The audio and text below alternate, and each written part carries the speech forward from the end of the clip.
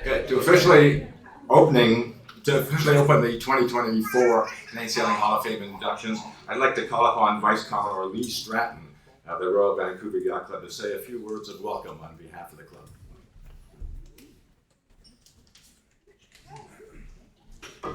Great, thank you, Rob. I would like to acknowledge the land that we gather is the traditional territory of the Coast Salish people, including the Musqueam, Squamish, and Tsleil-Waututh nations. I'm so honored to be here. Thank you so much for asking me to have a few words. I started sailing, I won't tell you, Eagle Harbor Yacht Club. My parents moved to Vancouver because they lost everything in the housing crash in Alberta in the early 80s. Both my parents worked, and the cheapest sport they can get me into was sailing. Little did they know where I would be today. So I would walk down from our house to Eagle Harbor Yacht Club, sail all day, have so much fun. We'd come home and be exhausted. Then as I started to progress in my racing career, I moved to West Van Yacht Club, where I used to fake notes that I was sick so I could ride around in the crash boat all day and not actually have to sail. Then I decided I wanted to take it a little more seriously, so of course I joined the Royal Vancouver Yacht Club and started racing for them through high school. And then as I got older, and I won't tell you I have a powerboat now, but we probably getting back into sailing because there's not too much wind here to go cruising in the summer. But it's for myself personally, it's such an amazing sport to have gotten into. My kids sail, not at obviously the competitive level that I'm surrounded by all these wonderful people who are going to be inducted today. But it's such a community, and it's so great just to look out and see everybody here who's able to gather on a Saturday afternoon and celebrate such an amazing sport and the accomplishments that people have done. So on behalf of the Royal Vancouver Yacht Club, I would like to say welcome and congratulations. Thank you.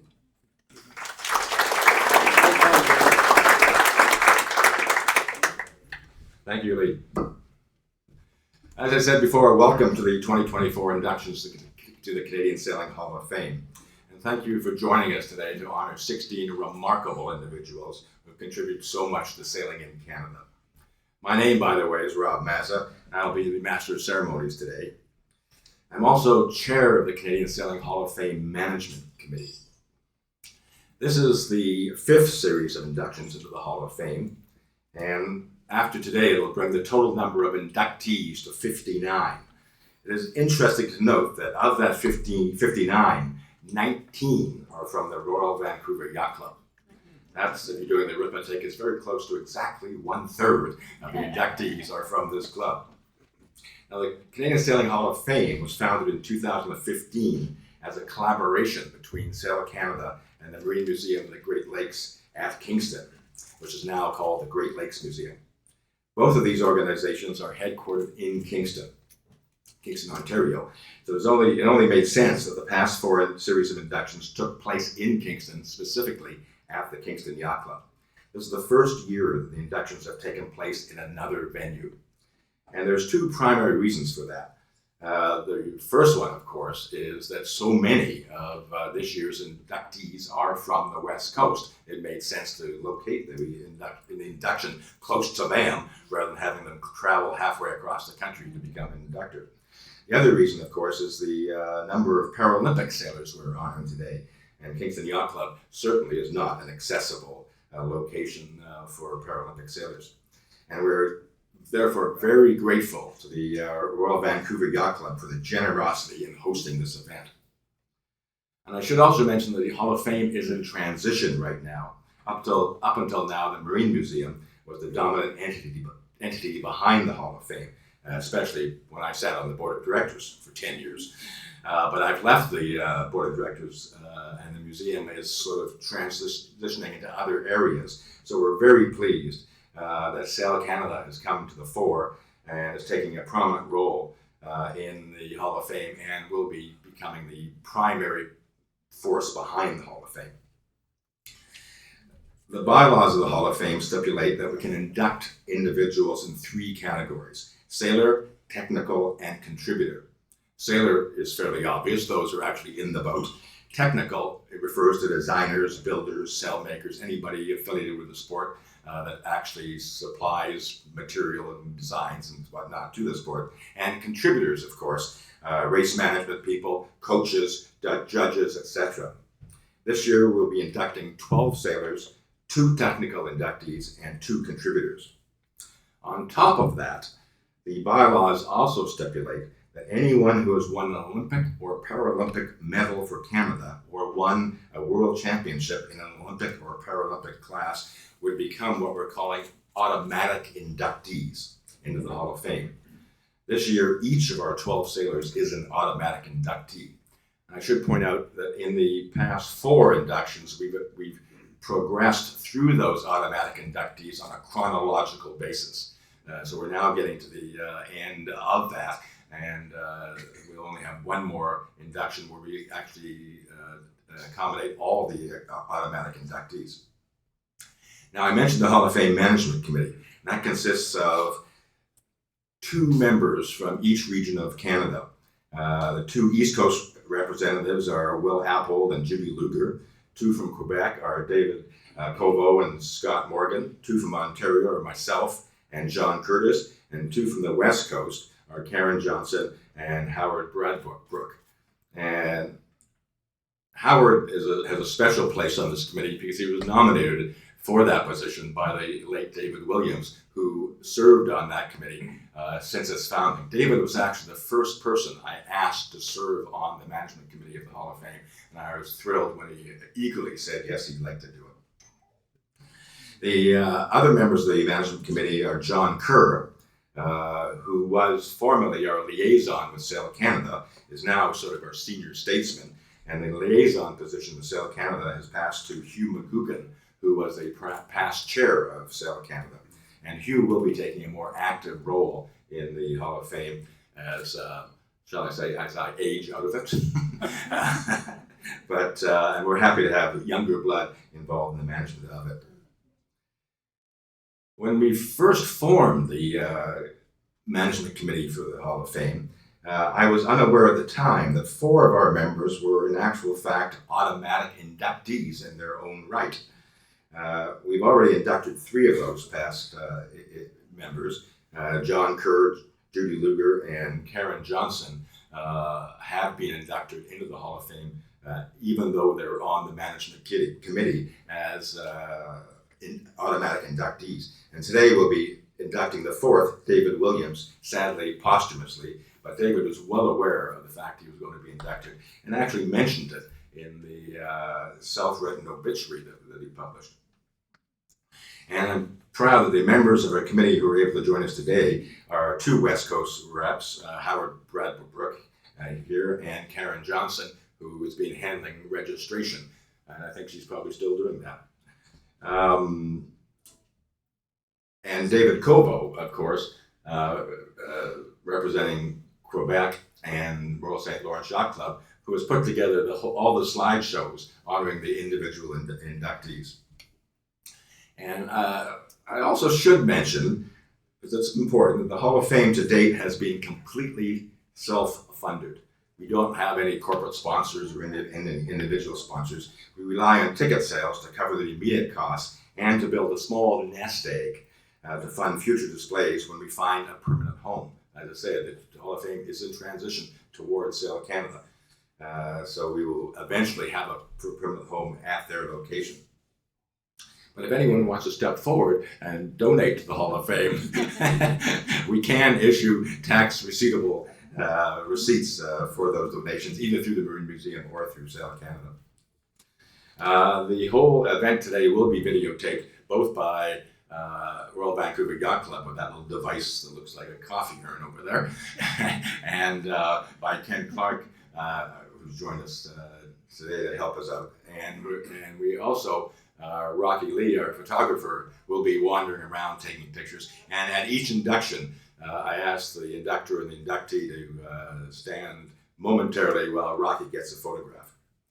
And last but not least, I want to just express thank yous to the people who make all this happen.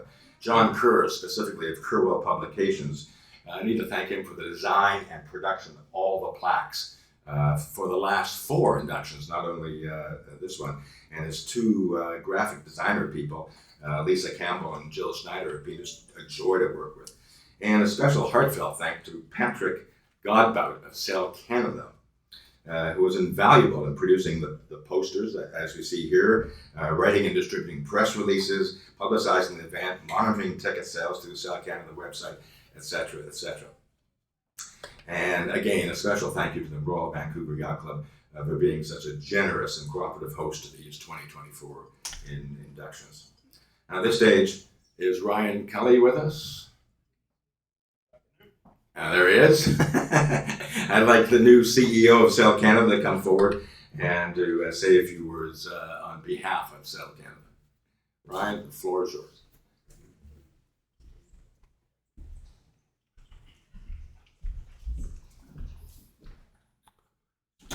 Good afternoon.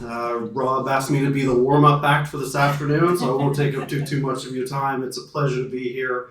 And first of all, congratulations to you all, not just for the inductees, but certainly the friends and family members that are here, seeing your loved ones and fellow sailors inducted today. I'm a relatively new CEO. I'm just coming up on 7 months, so it's great to meet you all in this capacity. A bit of an unknown person in this part of the country, I suppose. So I'm a former cadet sailor, 420 sailor. I had a 420 that I spent probably more time swimming next to than actually sailing. And I like to think that I'm a decent coach. So with that, thank you again for having me. Thank you to the management committee of the Canadian Sailing Hall of Fame for putting this all together. Certainly to Rob, to Ken, I haven't seen. Good afternoon, sir. And of course to the Royal Vancouver Yacht Club for hosting us here today.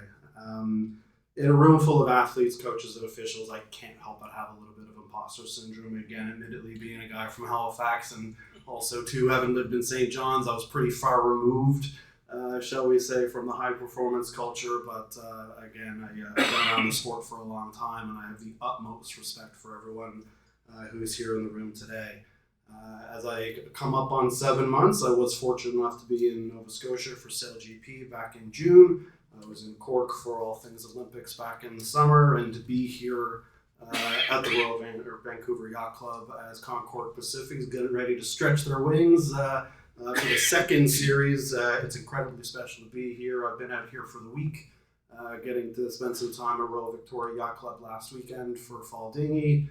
West Van, I was at Jericho yesterday afternoon, and I spent the entire morning with Kevin Black and Chris Myers upstairs hashing out all of our plans with BC Sailing moving forward. Canada, of course, has a long history of Olympic and sailing excellence, and it's made possible not just by coaches, of course, but by the entire sailing community that's all represented here today. Sail Canada, admittedly, is a very small organization. On the flip side, it's a very large association, and we as an organization are almost as strong as our members. So thank you all for, again, not just being here, but being a contributor to Sail Canada, and I'd like to think we're as strong and diverse as ever. As we celebrate the accomplishments of the past, it is my role in my current capacity to look to the future. I believe the future of sailing is bright. On the flip side, I can't help but point out there are a couple of storm clouds on the horizon. Unfortunately, organized sport in Canada has not seen an increase in federal funding in nearly 20 years. So when you factor in inflation, cost of living, cost of boats, cost of sails, cost of getting everything done, and then throw a few more sports into the Olympic mix, admittedly, dollars are tight. But to that end, as we look to LA, as we look to Brisbane, I also like to think we have a ton of great sailors that are coming up through the program, and we, in my opinion, we can throw all of our support behind them. So to that end, the people that are in the room, please keep doing what you're doing. Please coaching, please officiate, please continue officiating, please continue to welcome junior sailors out to One Design Racing, Perth. Let's get them offshore. Let's give those young up-and-coming sailors every opportunity that they can to succeed. And if you happen to have a friend with a couple $1 million in my back pocket that they want to send me, Ryan@sailing.ca, I'm very, very accessible. I don't want to take up too much more of your time. Again, congratulations to everyone who's here. And as again, I look at the list of inductees, to have coaches, officials, boat designers, a breadth of experience. And thank you, by the way, for pointing out Patrick's contributions to this. He's an incredibly hardworking person. And not just Patrick, but the entire Sail Canada office. I have a great team Really happy to work with them, and I'm really happy to be here with you all today. Again, congratulations to the inductees. Thank you for your time.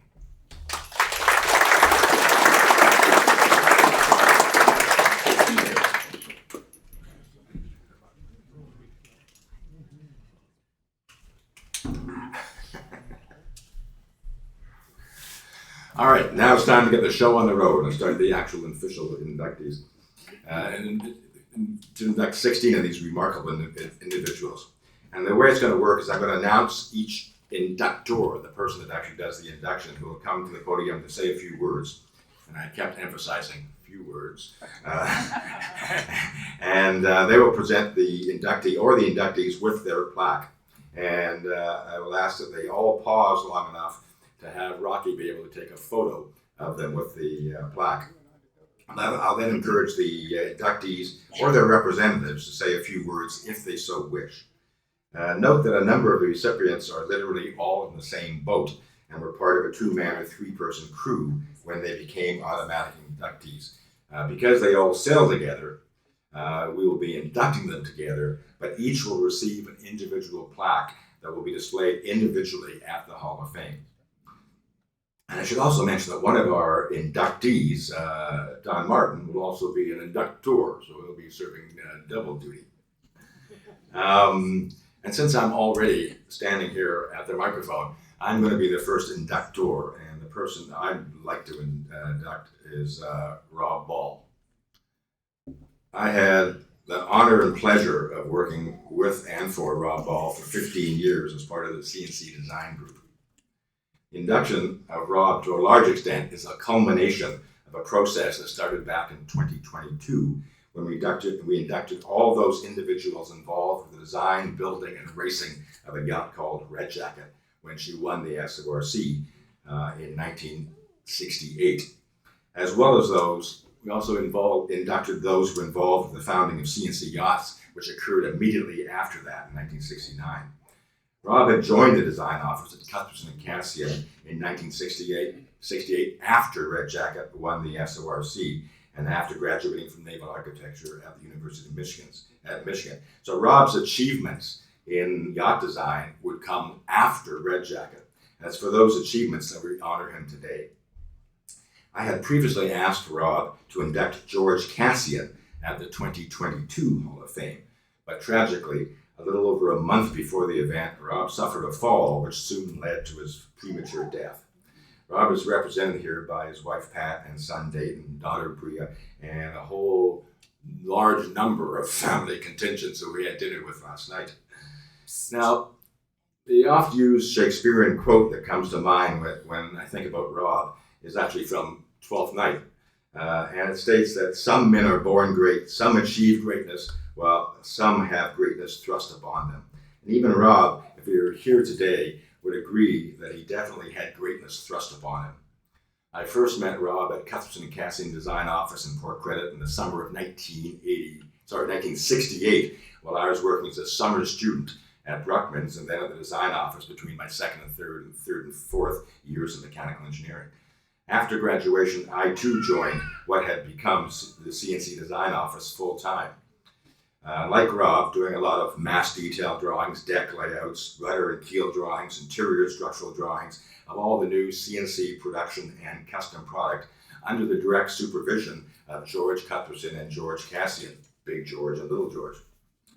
However, things changed dramatically in 1973 when Big George took his quote-unquote walk in the woods and decided to assume the role of president of the 4-year-old rapidly growing entity known as CNC Yachts. George was facing increased corporate pressure and complications at the management level at CNC and felt that he was the most appropriate person to lead the company that partially bore his name. Also at this time, a whole new raft of IOR design had replaced the CCA design rule, and a whole new raft of young designers were coming to the fore. Carter, Peterson, Holland, Frères, and they all burst upon the scene at the same time in the early 70s when the IOR rules started to take hold. And they're all producing successful stripped-out IOR racers. Now, so after agreeing to the presidency, George asked Rob Ball to take responsibility of design. Needless to say, this was not something that Rob was born to or even aspired to at the time, and was definitely thrust upon him. Up to this point, Rob hadn't had any conceptual design responsibility at CNC. All such decisions had been made by Big George exclusively. But despite some initial misgivings, Rob rose to the challenge, and with his first independent design, the CNC 33, established a whole new direction of CNC yachts, and Rob Ball never looked back from that day on. The 33 was soon followed by the CNC 38, the 42, the 24, the 26, the 29, the 34, 35 Mark II, CNC 36, CNC 42, and the eminently successful CNC 40. All of these just in the 1970s. And then going into the 1980s, Rob produced a whole new raft of CNC designs that are still much sought after on the used boat market today. Rob also designed a large number of CNC custom one-offs, including the Canada's Cup Challenger Marauder in 1975, which became the only boat on the Canadian Admiral's Cup team that actually finished this 1979 Fastnet. And he then designed the Canada's Cup winner Evergreen in 1978, as well as the SORC and Admiral's Cup team members Amazing Grace, Charisma, Silver Shadow, Majesty, Dynamo, and many others. Rob's own favorite design was the 67-foot around-the-world cruiser Archangel, designed and built originally for Michael Davies of Kingston, but subsequently purchased by Sir Peter Blake. Rob was also an early adopter of computerized yacht design with the hiring of George Hazen. However, as one of his customers pointed out, Rob did all this with essentially one hand tied behind his back. CNC was the only company in the world at that time that designed and built production dual-purpose sailboats as well as custom single-purpose racing boats. Because all these boats were designed to the CNC level of quality, CNC designs had to have a much higher safety margin than the stripped-out 80% custom racers often being built by other designers and builders at that time. Rob knew that any structural failure of a CNC custom racer would jeopardize the reputation of CNC production product. It was the quality of CNC product in both design, building, and customer service that was paramount in the market at the time and still persists today. Without question, Rob Ball designed more individual boats than any other yacht designer in Canadian history, and more than most designers worldwide. Not every design was an instant success, but there are boats to every design that are still sailing with happy owners now 50 years after his first design. Rob would continue to design for CNC through several different corporate owners until he parted company with CNC in 1990 to take a position with Concordia in the US and then with Edson International in New Bedford, Massachusetts, where he would settle down with Pat. So I'd like to ask Pat and Dayton to come forward to accept Rob's induction into the Canadian Sailing Hall of Fame.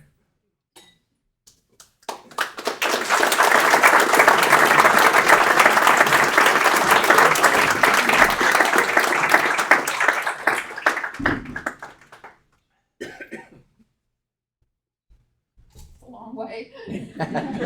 We reserved these seats for you. Oh, good to know. You can return to those seats. Thank you. Thank you very much. You hold that. Okay, I'll hold this. I'll stand in the middle. Okay, that's great. And looking right over here, perfect. All right. Excellent. All right. All right. Thank you.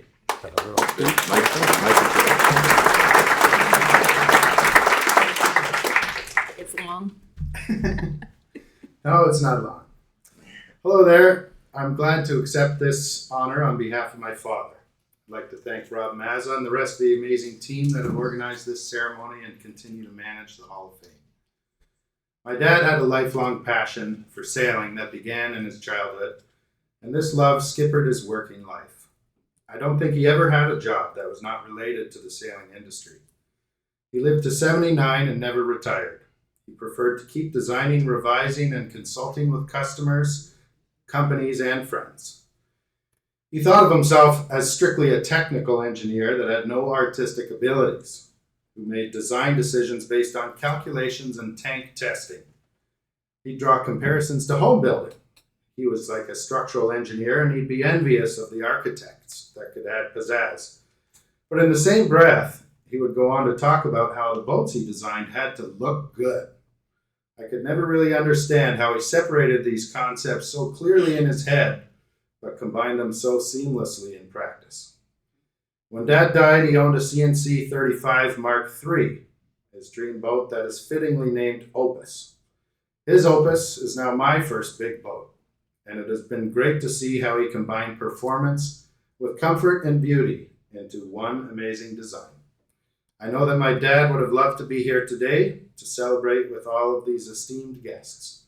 Receiving this induction into the Hall of Fame would have meant so much to Dad, and it makes me sad that he wasn't able to be here today to bask in the honor, savor the good food and wine from the RVYC, and to catch up with old friends and colleagues. Thanks again for this great honor.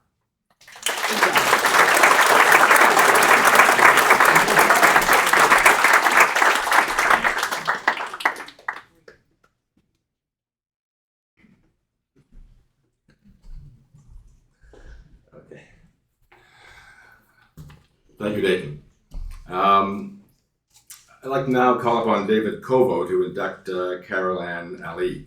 As mentioned previously, David is a member of the Hall of Fame Management Committee and is a member of Carol Ann's home club, Royal St. Lawrence Yacht Club. And David is responsible for compiling all these slideshows. So now that he's leaving the computer, he's leaving it in my hands for this. So. Don't touch anything. So David, the microphone is yours.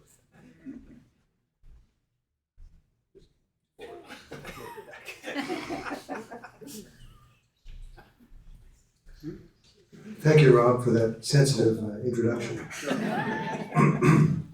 Well, good afternoon, everyone. It's a pleasure and an honor for me to have this opportunity to present Carol Ann Ali for induction into the Canadian Sailing Hall of Fame. This ceremony, as most of you probably know, is not Carol Ann's first Hall of Fame induction.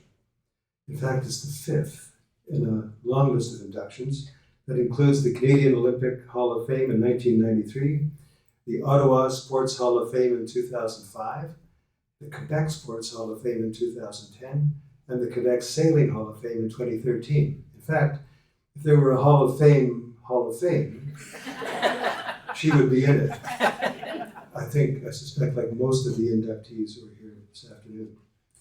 The Canadian Yachting Association, now known as Sail Canada, also recognized her as Female Athlete of the Year not once but twice, in 1988 and then again in 1995. So how did Carol Ann get here? When she was 8 years old, her hero was Nancy Green. Anyone remember that name? And Carol Ann's dream was an Olympic medal in downhill skiing, but all of that changed when she took up the new sport of windsurfing at the age of 18. The year was 1978, and windsurfing was in its infancy. Encouraged by a sixth place finish in the Canadian Championship in 1980, she committed herself to the discipline for life, apparently, and she won her first World Championship just a few years later in 1984.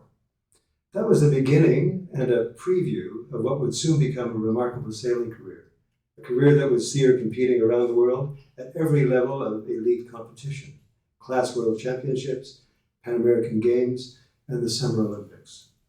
It was a career that would include a silver medal at the 1985 IYRU Women's Worlds in the Mistral, and 2 more gold medals in 85 at the Mistral Worlds in the Canary Islands, and in 88 at the IYRU Women's Worlds in Brazil. She distinguished herself and Canada at 3 Pan Am Games, winning silver in 87, gold in 95, and silver again in 99. And she represented Canada in 3 Summer Olympics. Barcelona 92, where she and some of her teammates had to deal with food poisoning. I suspect, Pat, you might want to tell us something about that later. Atlanta 96 and Sydney 2000.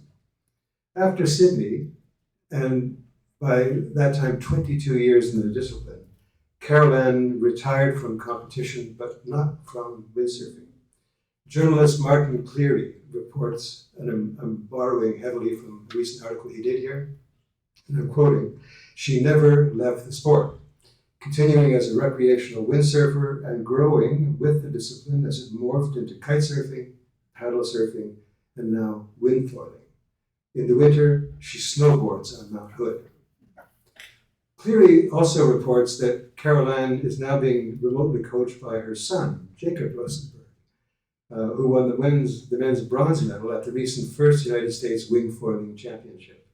And when she's not on the water, which doesn't leave a lot of time, I don't think, she balances her time, what time is left, between her work as a nutritionist, wellness coach, and exercise physiologist with her commitment to her other job as the current president of the U.S. Windsurfer Class Association. In a recent interview with Cleary, Carol-Ann reflected, "In my day," she said, in the late 70s and early 80s, Ottawa Hull organized events and they were all volunteers, she said. And she adds, "I feel it's my turn to give back." It's not surprising that journalists like Martin Cleary and Paul Foisy, who did the piece in the Canadian Encyclopedia, and in fact, everyone who has ever worked with Carol-Ann tend to use the same words to describe her. Adjectives like motivated, devoted, passionate, nouns like determination, perseverance. Here's Coach Dave Thomas. He says, "I was very impressed by Carol-Ann Ali when she put together her Olympic campaigns." He adds, "She was one of the very first francophones to go for it." Dave also remembers the determination that enabled her to win, and he recognizes Carol-Ann as a great role model for the many hundreds, thousands of young sailors who followed her.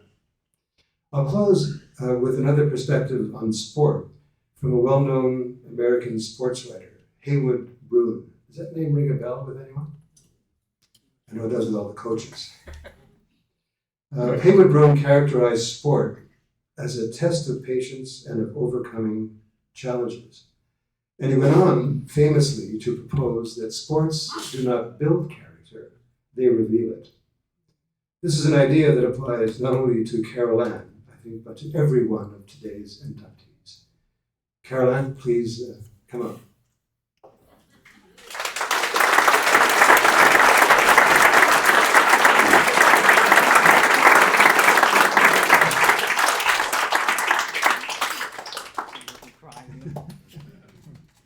Thank you. I should have worn my high heels. There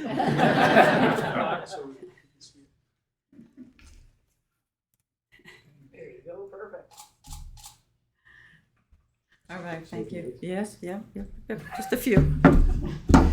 It was making me cry there, the thing, the character, because my son, I tell him, everything is about a character.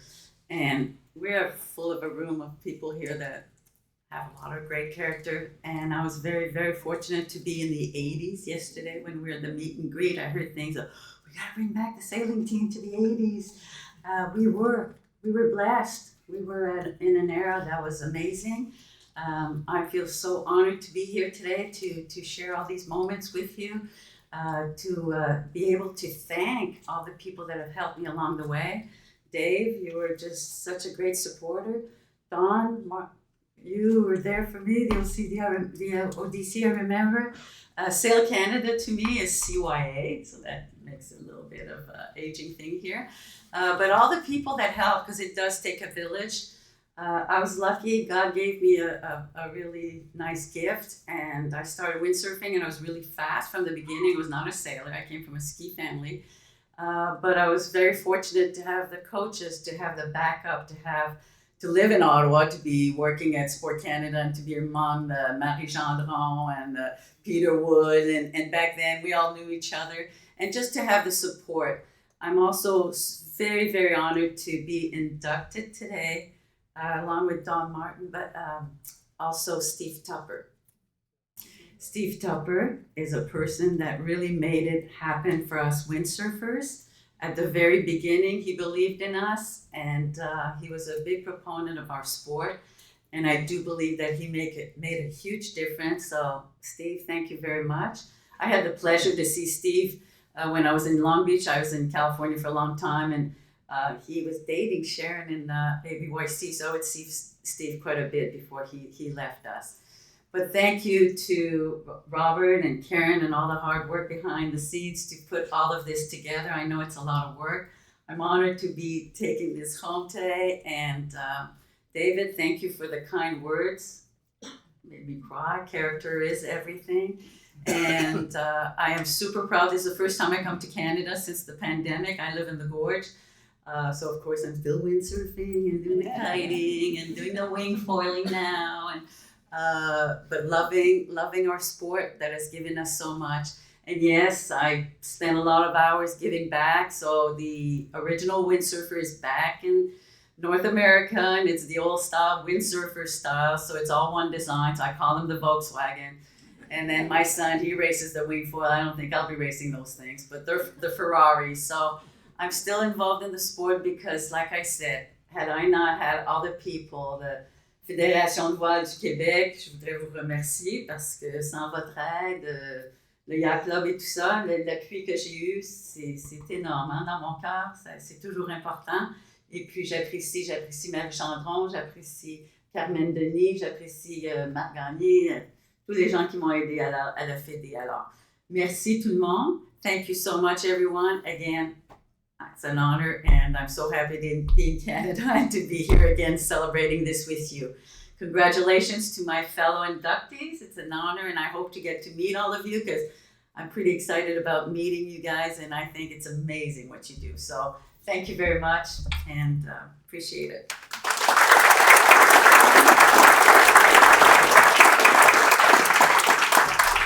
Thank you, Carolyn. Okay, we call upon David Miller to induct the late Steve Tupper. David, of course, is already well known as a Hall of Fame member in his own right, and is one of that group of 19 Royal Vancouver Yacht Club Hall of Fame inductees.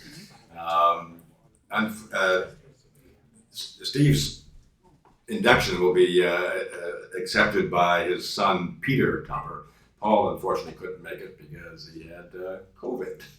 So, David, where are you? I'm here. Okay.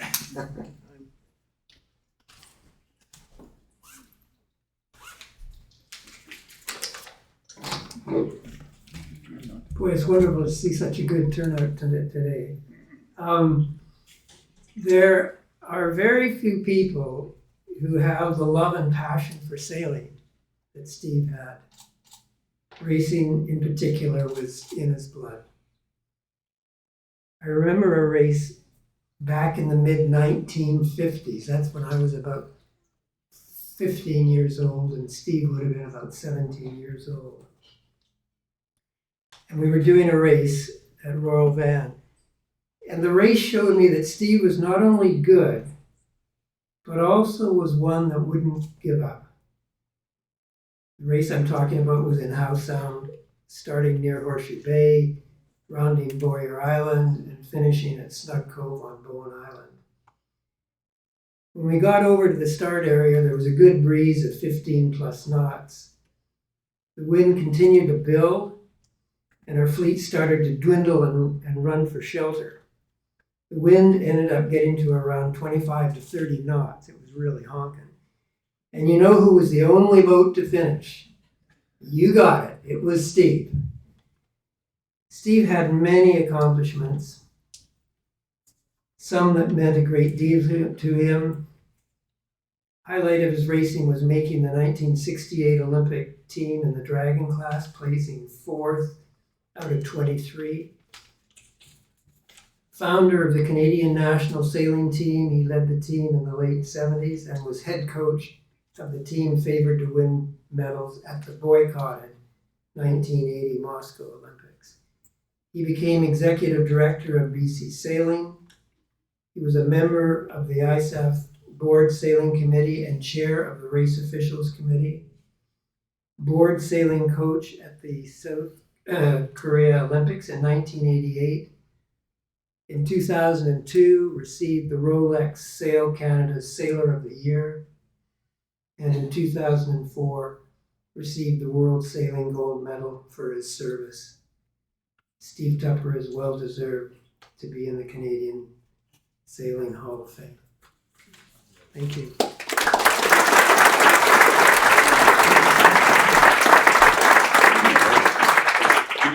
Is Peter telling you? Okay. Yep, there you are. So Rob, do I stay here? Yeah, hand this to him and wait for your picture taken. Peter, Thank you very much. good to see you. Good to see you. This Hi. is Vera, my niece, Hi. Steve's granddaughter, and this is his sister-in-law, Jen. As a sister. Good to see you. And sister. Here is Steve. Face the camera. Oh, yeah. face the camera. Where's the camera? Oh, there. Right over here. Perfect. Good. Perfect. Good. Should we speak or would we speak? Say a few words.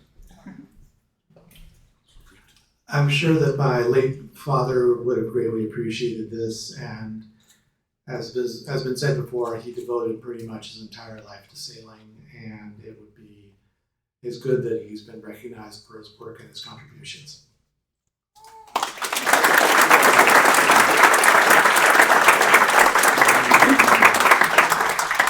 Thank you, Peter, and thank you, David. Next on the agenda, I want to call upon Howard Bradbrook to induct Don Martin. And this is where it gets a little complicated because after Don gets inducted in his own right, he's going to turn around and induct Brian McDonald and the late David Williams. So this will flow effortlessly at one induction to the other. I don't ever plan to sit down. So, Howard, the floor is yours.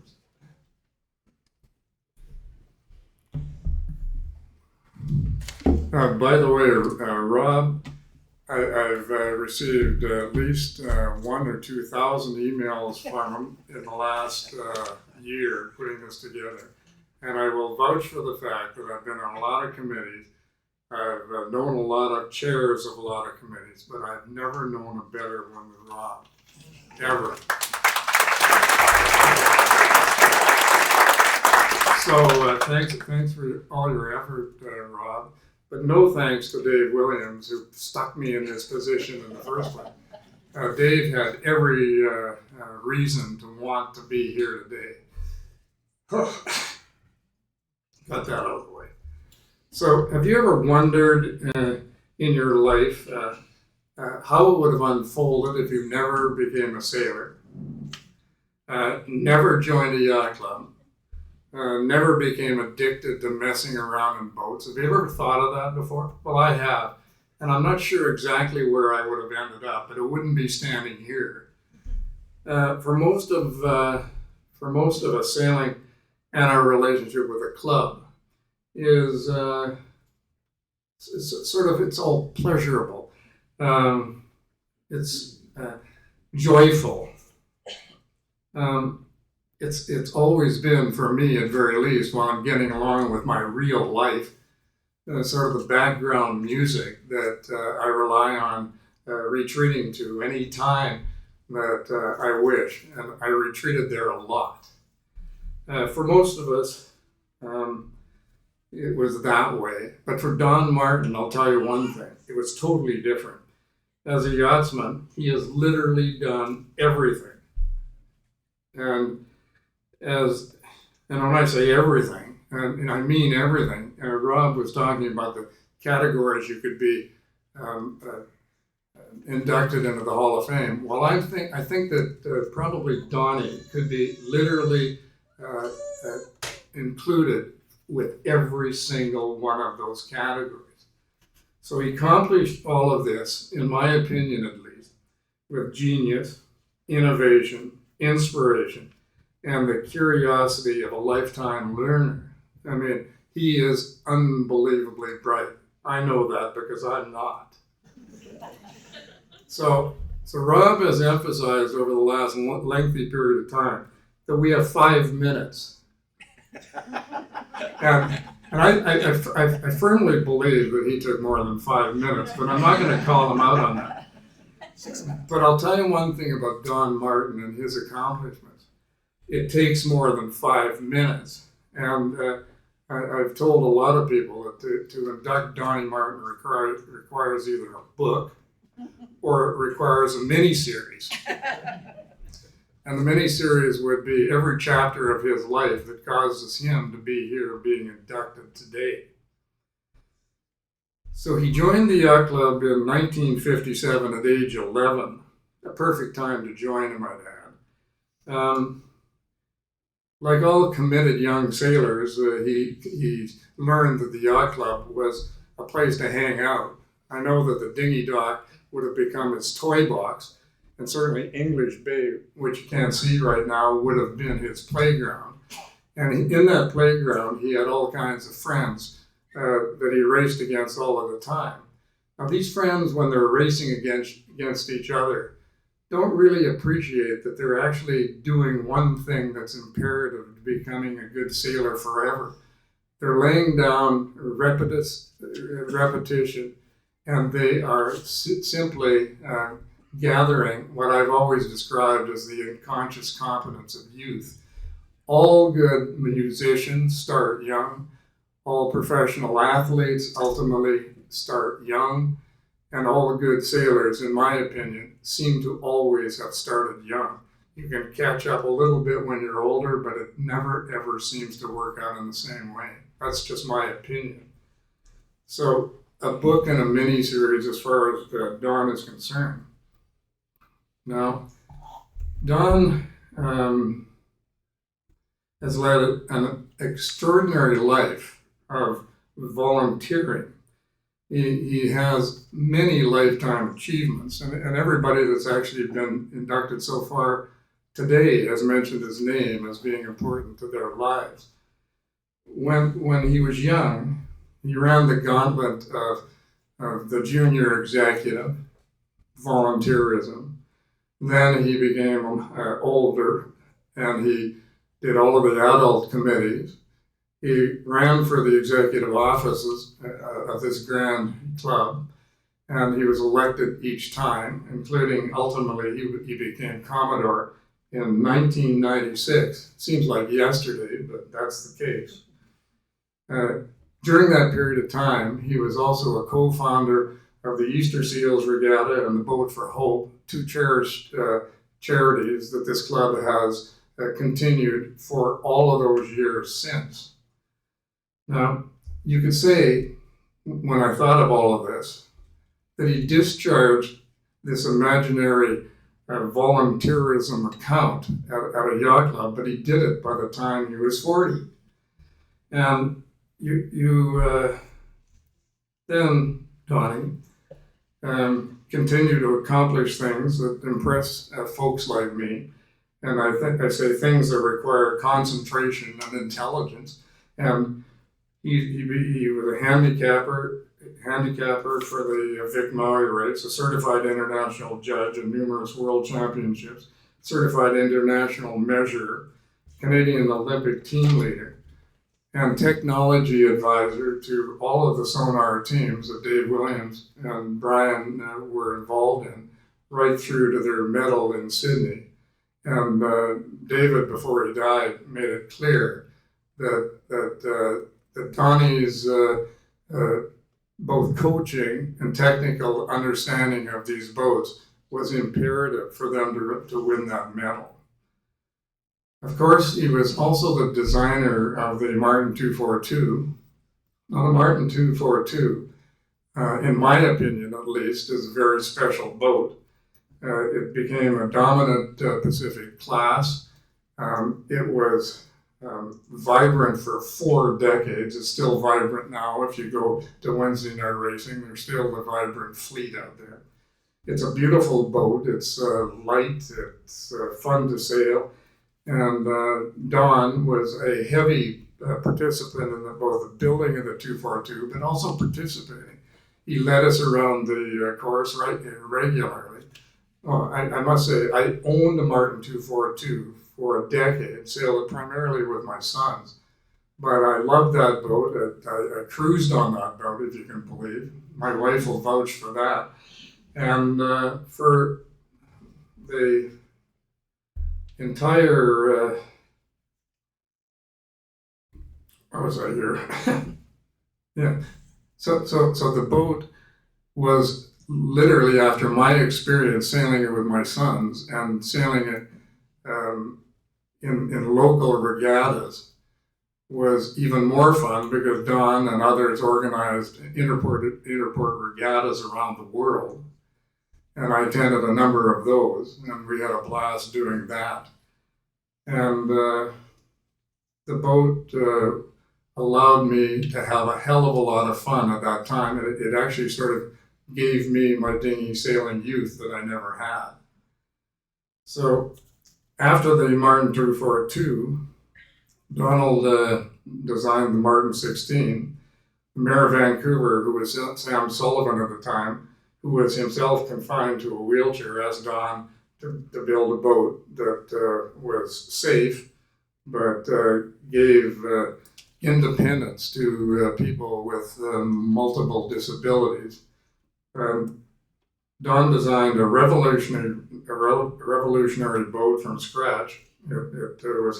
It had to be, for him, unsinkable, stable, and modest cheat loads for people handling those boats.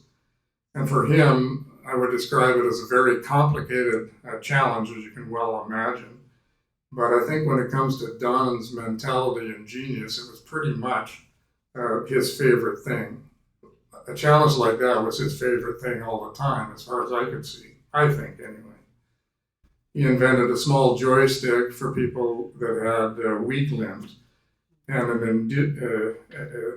a sip and puff technology for those that had absolutely no sensation in any limbs, which was a amazing accomplishment. He set them all free in the water, and then for the past 25 years after doing that, he continued to volunteer for the Disabled Sailing Association and coached. So I'm probably over my 5 minutes all the time, and so what I'll do is I'll speed up here. But Don was a world-class sailor from dinghies to keelboats. He won Canadian and North American championships in both. He participated in multiple international events, including the Admiral's Cup and the infamous 1979 Fastnet. He was involved in both of our Canadian American Cup challenges in the Sydney Hobart. He restored and raced Lady Van, his historical R-boat, to victory in the Alexander Cup, and then in 2012 campaigned her in the classic boat circuit in Europe. He was instrumental in bringing the 6-meter whirls to Royal Van in 2017. He was, I'm doing my best. He was always a skilled match racer. He remains the driving force in the radio-controlled 1-meter class in Vancouver. And even before that, he brought the 1-meter World Championships to RVYC in 2003. And I must say, after talking to him yesterday, I realized that he continues to rock on in all of these things. And he's not slowing down at all, unlike the rest of us. And he's doing things full speed ahead, and he completely deserves the honor that he is receiving today. And if I might add one other thing, I also nominate Annabelle for her dedication and a supporting role.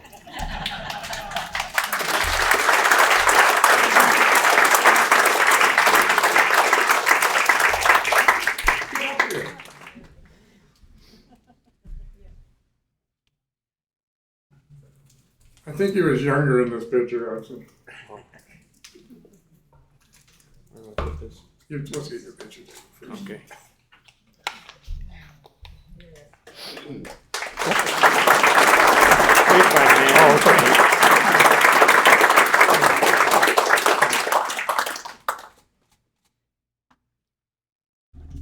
That wasn't my best side.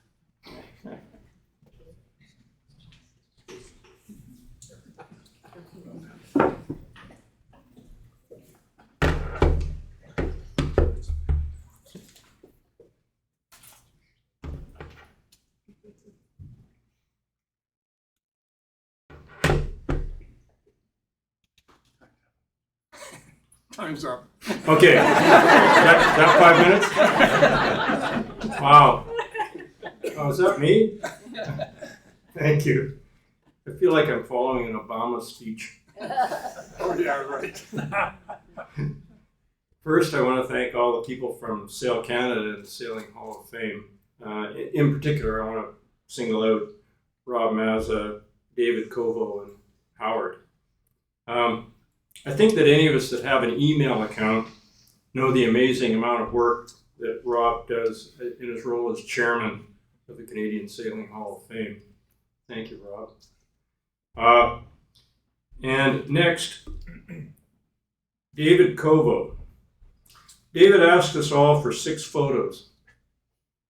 In my case, David's job was particularly difficult because since I am such a jack of all trades in the sailing world, I couldn't pare my photo list down to less than 16 photos, so I asked David to look after that.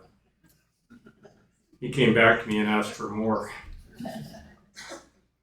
You see the result here. Good editing, David. Finally, Howard Bradbrook. As you can tell from his modest remarks, without my good friend Howard, I wouldn't be here. For years, he stood behind me, picking up the pieces and extolling my modest virtues. Howard, thank you. I owe you. Okay.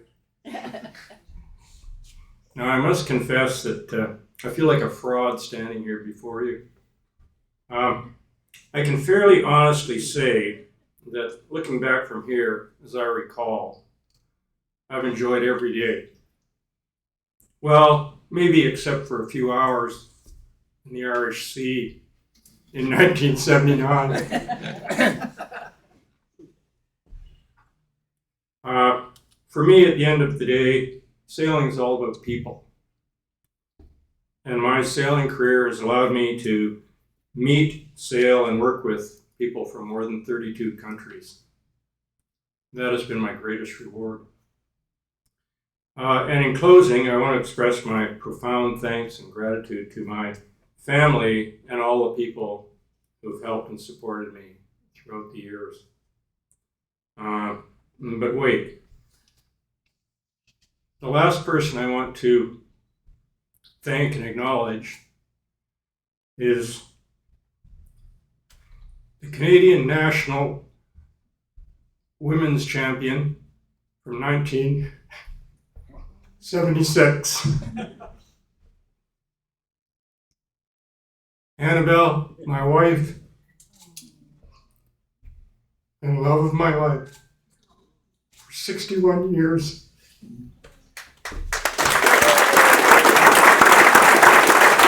Thank you.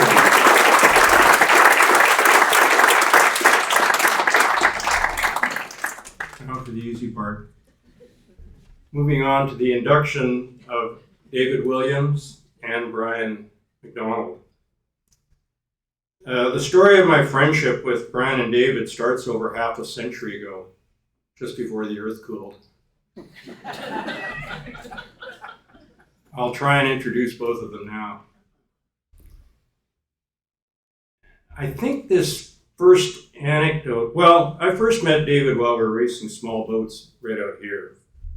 In particular, I remember one weekend when we raced our dinghies over to Snug Cove. David, I think maybe we already talked about that one. Of course, we didn't make it around Boyer Island. We did the duck straight into Snug Cove. It was an over and back affair. On Saturday night, we ended up in that bandstand building in Snug Cove, off in that field. I think there might have been beer involved. But, I was 15, and as always, David was the center of any excitement that was going on. That was 1961, 63 years ago. Brian's the newcomer. I've only known him for 58 years. We met while attending UBC. I particularly remember an incident when we were training together. Brian's a highly competitive skier, and I did my winter fitness training with the ski team, since most of the sailors seem to quit training in the wintertime. And this incident I'm talking about was when we were training together. It was dark out, and we were on the beach below UBC, running through the sand and jumping over the logs. Brian was behind me when I heard a grunt and a crash. I looked back and Brian was gone.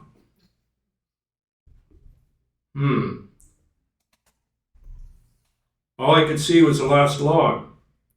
Brian had slipped on the log, crashed his other knee into it, and collapsed in the sand behind the log.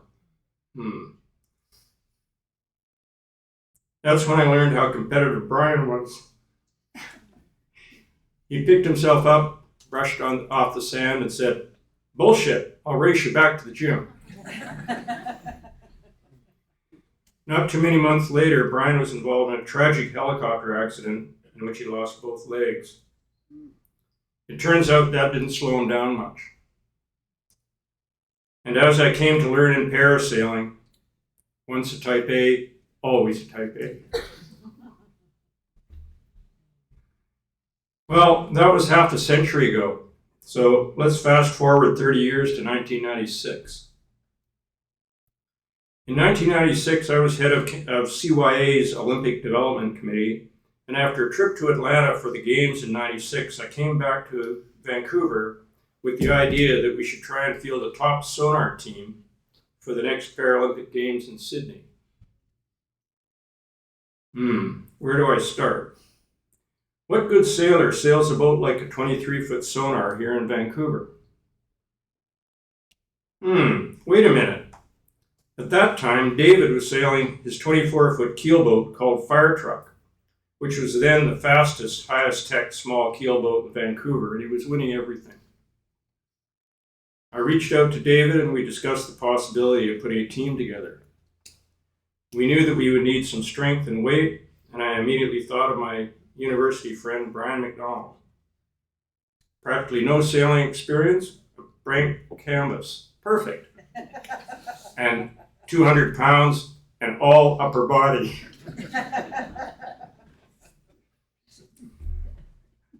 Brian expressed interest, but of course, being an accountant, he said it would only work if we had a very good control over expenses, and he would see to that. For our third, we chose another neophyte sailor, Paul Tingley from Halifax. Paul turned out to be a good choice, as he has gone on to be Canada's winningest parasailer ever, medaling in 3 games in Sydney, Beijing, and Rio. And he declined to come out here. He's waiting to get the free ticket and have the induction in Halifax next year.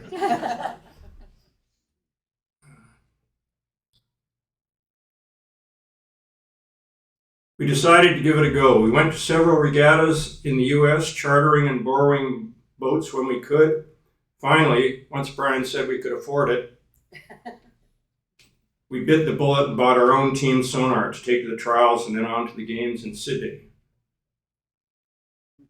All the way, David constantly kept us in good spirits, and even while, thanks to Brian, we were sleeping in those flea bag hotels on the edge of town, true to his word, Brian did keep the team finances under tight control.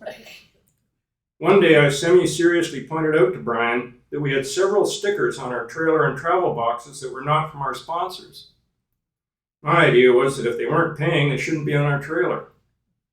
Next morning, I found Brian out scraping off those road stickers from our trailer. We did raise considerable sponsorship funding along the way. In fact, our sonar team raised more than 50% of all the money that supported Canada's Olympic and Paralympic teams in Sydney. After 4 years of practice, our team was becoming competitive. Right at the end of the last century, we won the Canadian trials with almost a picket fence. We were partway to our goal. We were going to the 2000 Games in Sydney.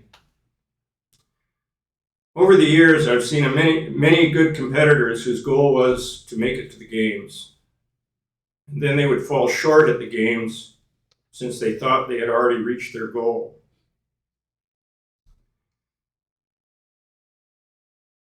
Throughout my coaching, I've always worked to have my sailors focus on one thing. What day is the medal ceremony, and what am I going to wear? David got that. But Brian worried, I'm pretty sure, how much those new team jackets might cost.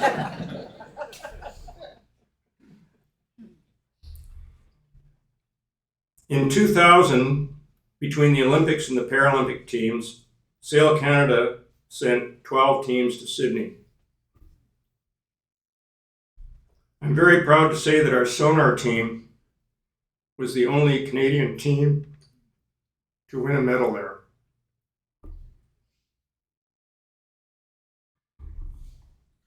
With the Opera House and the Sydney Harbour Bridge in the background, it was the proudest moment of my coaching career to watch David, Brian, and Paul mount the podium to accept their medals.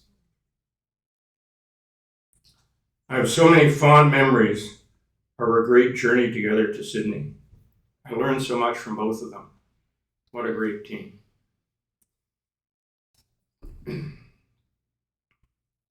David always kept us in great spirits, and Brian kept us out of the red. I will treasure our friendship forever. As many of you know, with great sadness, we lost our friend David on February 6th of this year. And today, it gives me huge pleasure to call on David's wife, Hillary, and Brian to accept these well-deserved inductions. Hillary?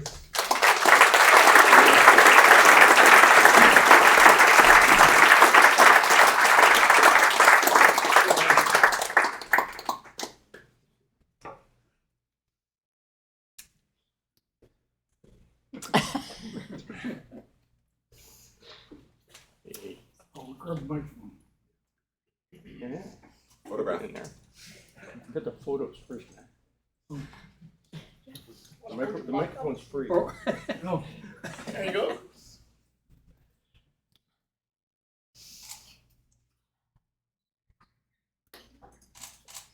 Perfect, guys. You're first. You're second. Yeah. That's on.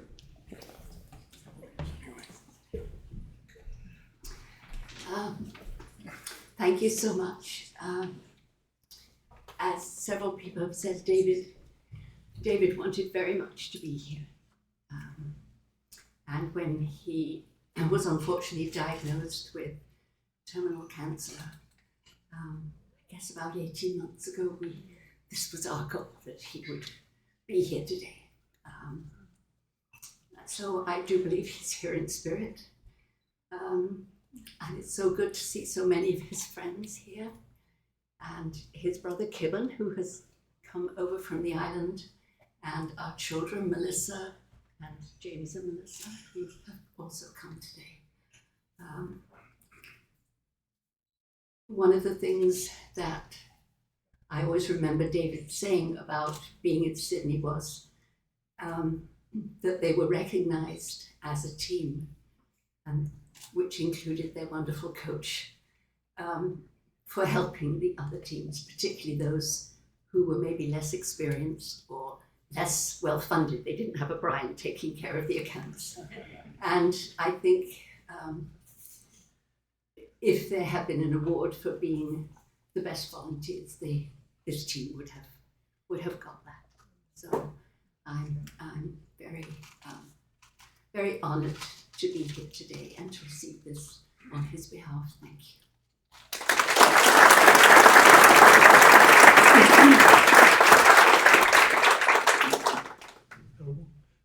Is it on? Before I start, there's one thing that Don Martin has done that nobody else has done. And so I'll just add to it the list. While in Greece, Don Martin's the only guy that's ever peed in the Tower of Poseidon. And Poseidon was really pissed because the next day we're sailing at 8-foot seas and almost drowning. Now, I spent a lot of time with David over the years, 2 Paralympic programs. But there was one, and in all our travels, there were many adventures. but one stands out above all the others. And that's August 2001. We left here dragging the sonar to a place called Noroton, Connecticut in the Long Island Sound. And we're in Noroton, and we rig the boat, put the boat in the water. Don Martin and Paul Tingley are sitting on an airplane in Vancouver on the runway, but the plane never takes off because the two planes ran into the Twin Towers in New York. So David and I are watching the towers burn. We're sitting in the Noroton Yacht Club, and the towers are burning. We're looking there, see the towers burning on TV. We're looking out the window. So we say, we hear the announcer say there's a whole bunch of boats from New Jersey going to rescue the people in southern Manhattan. So David and I say, we can do that too. So it was a beautiful sunny day. Seas are as calm as this floor. And we put the sails up and we're going as fast as we can downtown to Manhattan. And I think we got within, half a mile. And the Noroton Yacht Club is 7 miles as the crow flies to the Twin Towers. So we're half a mile, and the wind changes in downtown New York, and this giant black cloud comes out of New York, and it's heading right up Long Island Sound. We can't turn around fast enough. So we turn around and we head back to Noroton. Now that Noroton, we go west. The cloud is going north. So we have to cross in front of the cloud. We just make it, by the skin of our teeth, we just make it. But for about half an hour, we are the only boat anywhere within 100 miles of Long Island Sound. And we finally get out of the cloud. And to this day, we've written every 9/11 committee and tell them we would like an aerial. We know there has to be an aerial photograph of it somewhere. We've never gotten it. Nobody's even responded to us. So if anybody knows there are any connections in New York, get us that photograph. So then, to do all the things we needed to do, we had to have buckets of money. The first bucket of money, I want to thank all the members of Royal Band. They filled up bucket number 1. Number 2 bucket was filled by the government and carting money. And the third bucket was Don Martin, again. So Don came up with a very novel idea of how to raise money. And so we had too much money. We really did. The bucket number 3 was overflowing. And so anytime if some judge comes up to me and says, how did you do it? Your Honor, he did it. So anyway, I could go over many more stories, but it was a good time. We had a good trip. Thank you very much.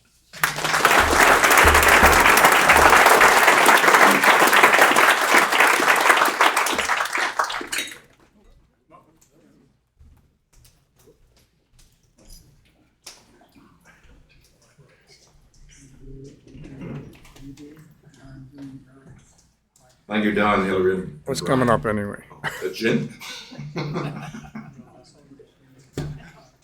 Okay, I'm going to call upon Dave Thomas to induct Ross McDonald, Eric Jesperson, and Mike Wolfs. And after that, he's going to perform heroic duty and induct Pat Healy at the same time. Dave is an old hand at this. He inducted Frank McLaughlin and John Millen back in 2022. And you'll explain Ross's involvement in all this. Absolutely. Okay. Rob, thank you very much. Ladies and gentlemen, it's a real honor to be here. This is, as Rob said, the second time I've done this. Very pleased to be in Kingston last year with Karen and a number of other people who were part of the program. So I'm going to start with Eric, and then go to Mark, and Mike, not Mark. And then, as many of you know, unfortunately Ross is not here, but we will speak a fair bit about Ross. And then I'll come back afterwards because Ross has sent me a note that he would like to pass on to the members of Royal Band and also to the Sailing Hall of Fame. So what I'd like to do, as I said, starting with Eric, is say that Eric Jesperson, crewing with Ross McDonald, In the star class, he won the bronze medal in the 1992 Olympics. He won the gold medal in the 1994 Star World Championships, also gold in 95 European Championships, and silver in both 97 and 96. So very clearly, very strong ability to sail with Ross in the star class. But he was also part of the 1983 and 87 America's Cup campaigns with Canada 1 and Canada 2. So a long history of being part of large crew boats and part of a team. He also represented Canada in the 1996 Olympics, and Eric was part of the crew that won the World Classic 6-meter Championships in both 2009 and 2015. So when you look at it, it's wow, the Olympics, the Star World, Star Europeans, America's Cup, and 6 meters. So very clearly, this is someone who is a very, very skilled small keelboat sailor, someone with a real background and a real ability to do things. And it's interesting because I first really met Eric. I'd met him a little bit. He was from Victoria, and I'd spent a lot more time in Vancouver than Victoria. When I really met him, he was starting to sail with Ross. And I mentioned this about somebody else in Kingston 2 years ago, but it was very clear that Eric was already a world-class sailor. He wasn't someone who came out of the junior program. It was someone who really knew how to sail. And when you look at it, Ross and he were competitive from day one, and not just competitive, but they were contenders from day one. And there's a real difference between being competitive some of the time and contending. So I always felt that Eric was incredibly good at understanding how keelboats work. And when you look at stars, 8 meters, the America's Cup, what is also a really important thing to say is that he was a very, very good boat builder. And he's known all across Canada and all across the United States for the work that he does, especially with the wooden boats. So when you look at some of the things that characterized Eric, I always felt that he was really good in the boat park. And it wasn't just because everybody knew that he could fix their boat if something happened. He was also really outgoing and somebody that everybody could talk to. And I felt that he was a real compliment to Ross in that he was very dependable, as talented and athletic. Not to say that Ross wasn't, but Eric obviously had those skills. And he had real team skills, and he developed them probably through the America's Cup and a lot of other things. And one of the things I do remember, and this is a comment I'll make about Mike and Ross as well, is that he was also a very big part of the sailing program out of his home club and his home community. So every time he went to Royal Vic, you'd see Eric participating in a lot of things and being a really big part of all the different activities that were ongoing in Victoria and Royal Victoria Yacht Club. It's also a real pleasure to spend time with, and someone who's a very interesting part in that he's still a big part of the sailing scene here in Canada. Ladies and gentlemen, I'd like to ask Eric Jesperson to come up and receive his plaque.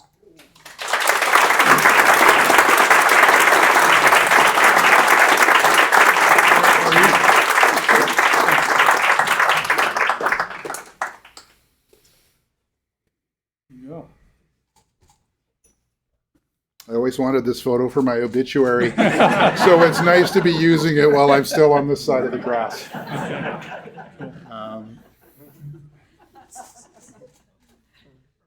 Thank you. Do I get to speak in? You do. Okay. Wow. It's a great honor to be here amongst all my sailing heroes. And I knew I was going to cry, but Don already shed a tear, so it's okay.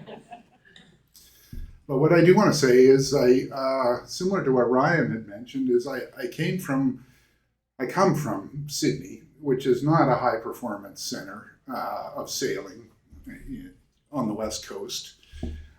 It was really a boatyard and a marina. And my mentors were not sailing coaches or even high performance sailors, but boat builders and people that cruised their boats, and generally good seamen. People that knew boats through and through.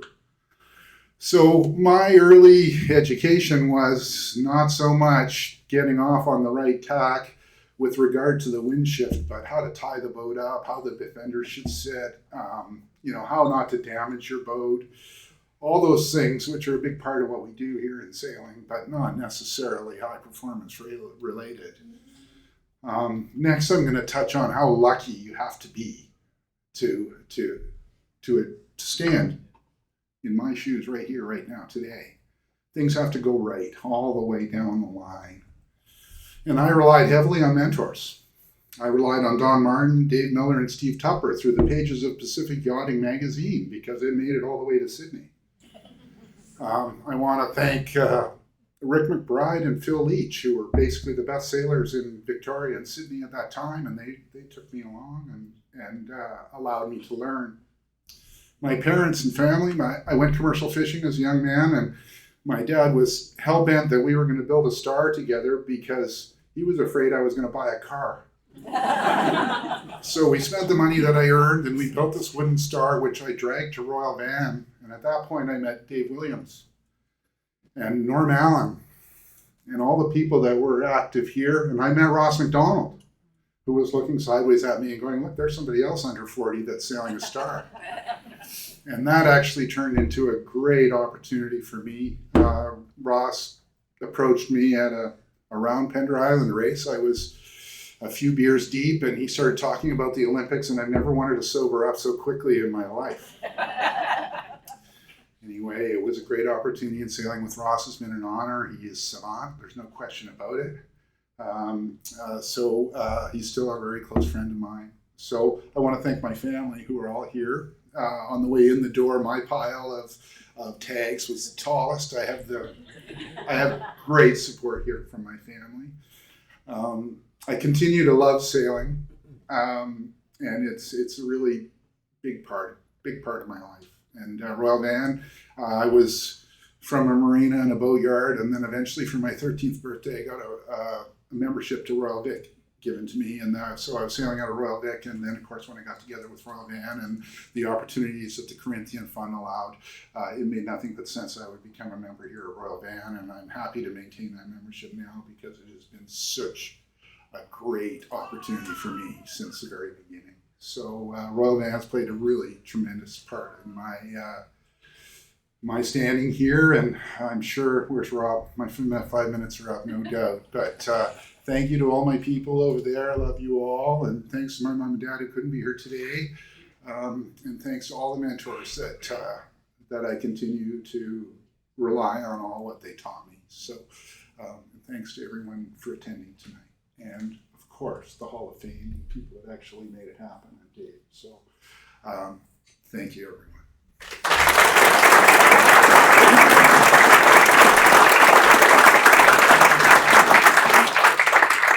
Alrighty, thank you very much, Eric. Very pleased right now to also speak a little bit about Mike Wolf's. And when you look at the plaque that Mike's going to receive, so Mike Wolf's crew and Ross McDonald in the star class won the silver medal in 2004. They're named Sail Canada Sailor of the Year. Sailing J24s, Mike was a member of the crew that won a bronze medal at the Pan American Games. He also was a winner of the US J24 championships. And when you look at some of the other accomplishments he has, he was a crew aboard the Melges 24 World Championships, the Canada's Cup winner in the 2014, and also was part of the crew that won the J80 World Championships. So when you look at all of the different things, including the Canada's Cup, you have the Olympics, the Pan Am Games, Melges 24 Worlds, J80 Worlds, and the Canada's Cup. Again, we see a real track record of someone who's very, very good at sailing small keel boats. Someone who's had a level or a track record of success over many, many years. So I will say that I did meet Mike very briefly when he was still sailing juniors. And he was a Laser 2 crew, and I'll sort of use my hands. He was a Laser 2 crew, and then he put together an FD campaign with Stuart Bruce, and he was an FD crew. And I'm very pleased that Stuart is here with him today. He was a wonderful person, and finally became a star crew. I think that it's a really interesting tribute to Mike that he has been one of the better complementary sailors. I'll put it that way, but that's not a great way of putting it. But one of the, we'll call it team members in smaller boats that are keel boats. So when you look at the J24, the Melges 24, and the J80, these are difficult boats to sail in. Their classes are very good, and his track record is extremely good. So sometime before 2004, the phone rang one night when I was at home, and it was Ross. And he phoned me up and said, I've got a couple minutes. I'm thinking of sailing with Mike Wolf's, and I'd just like to talk to you a little bit. And to be truthful, it was probably the easiest conversation I've ever had, because I'd seen Mike with the Flying Dutchman campaign that he put together. It was very clear that at a very early age, he understood how you put together a campaign. He understood how you made the commitment to improve steadily. And it was also very interesting in that he knew that this was a long-term pursuit, something he was going to do for a long, long time. And I felt at that time that he would be a great partner for Ross. And I made sure that Ross understood my opinion. When you look at the different things that were important then, he was very mature, easy to talk to, very outgoing, and actually really funny. Remember, Frank McLaughlin's comment was he's one of the best guys to have around I've ever met. Just somebody who is always a really positive part of the team. So it's not surprising to me see Mike's success at every level. And I will note that, just like I mentioned with Eric, Mike has been a big part of the sailing scene in Toronto. It's a pretty big area, but there's a lot of really good small keelboat fleets. And I think the fact that he's been involved for so long and has been a part of a lot of the activities there is a real tribute to him. So Mike, would you please come on up? We'd like to give you your plaque.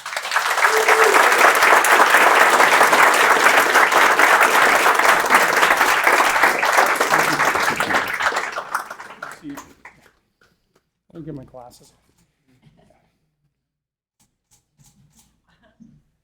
Great. Here you go. Well, thank you, Dave. And I'd like to thank Rob. I know you do a lot of work. I just did a big event myself. I know how many emails that is. Just want a quick note about Dave. Dave was a very committed coach over the years.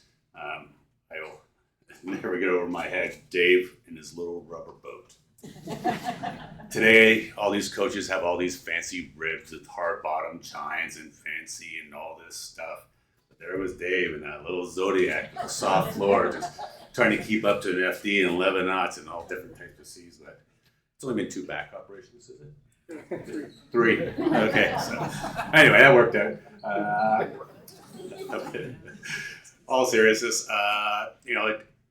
like Dave says, community sailing is a big part of what I've done, being in Port Credit all my years, similar to Ross here, sailing in the junior club all the way through and doing all kinds of different one designs and enjoying it all through my club-based cruise.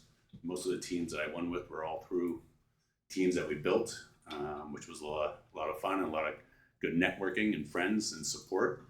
I'm lucky to have here with me 6 of my friends from my junior club days, so that's very nice and means a lot to me, and that's all I really got to say. Thank you.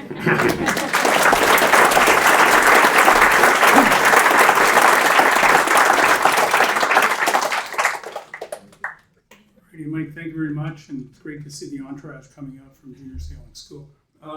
So the third person I'm going to speak about today is Ross McDonald. And I think many of you are from Vancouver, and of course everybody knows Ross. One of the things I will say is if they put the plaque up again, there's a word count of 100 words. So the plaque is never going to do justice to what Ross has accomplished as a sailor. Things I will note are that he's sailing with Eric Jesperson in the Star Class, won bronze at the 92 Olympics, gold in the 94 World Championships, gold in the 95 Europeans. Also, Western Hemisphere Championships in 1995, he was watch captain of Merlin. In the Transpac in 97, 98, he competed in the Whitbread around the world race. And then in the Star Class again in 2004, he sailed with Mike and represented Canada again in the 1986, 88, 96, and 2000 Olympics, and was Canada's 1990, 92, 2004 Sailor of the Year.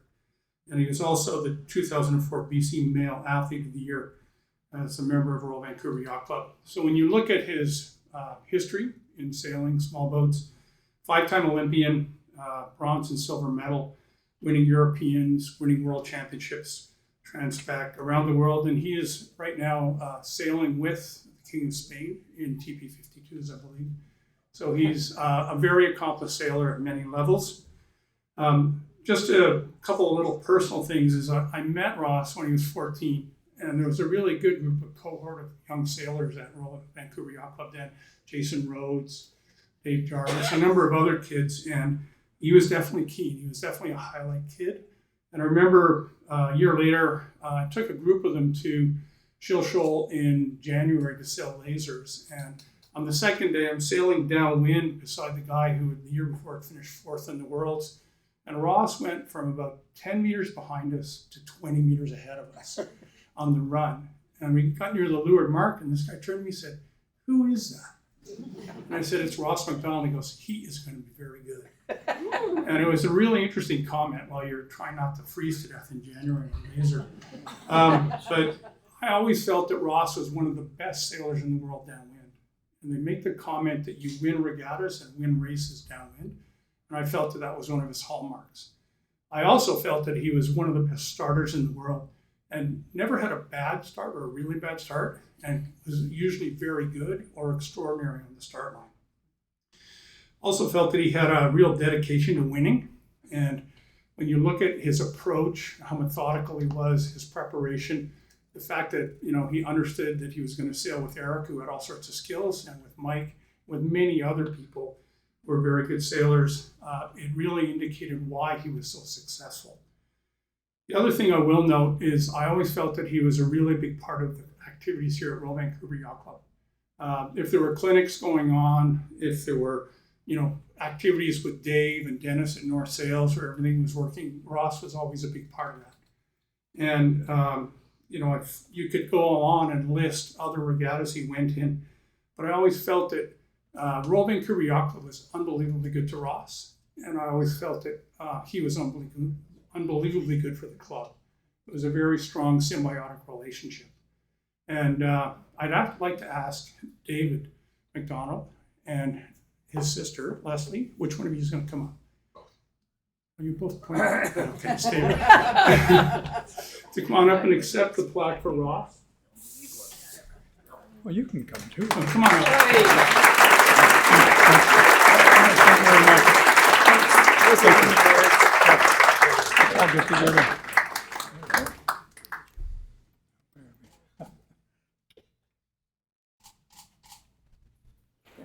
Alrighty. Did you want to say a few words, David? Well, I'd just like to thank the club and all the friends for selling thousands of T-shirts designed by Ross to fill the bucket. And I think people began to think we were in the garment business. Thank you. It's a pleasure and an honor.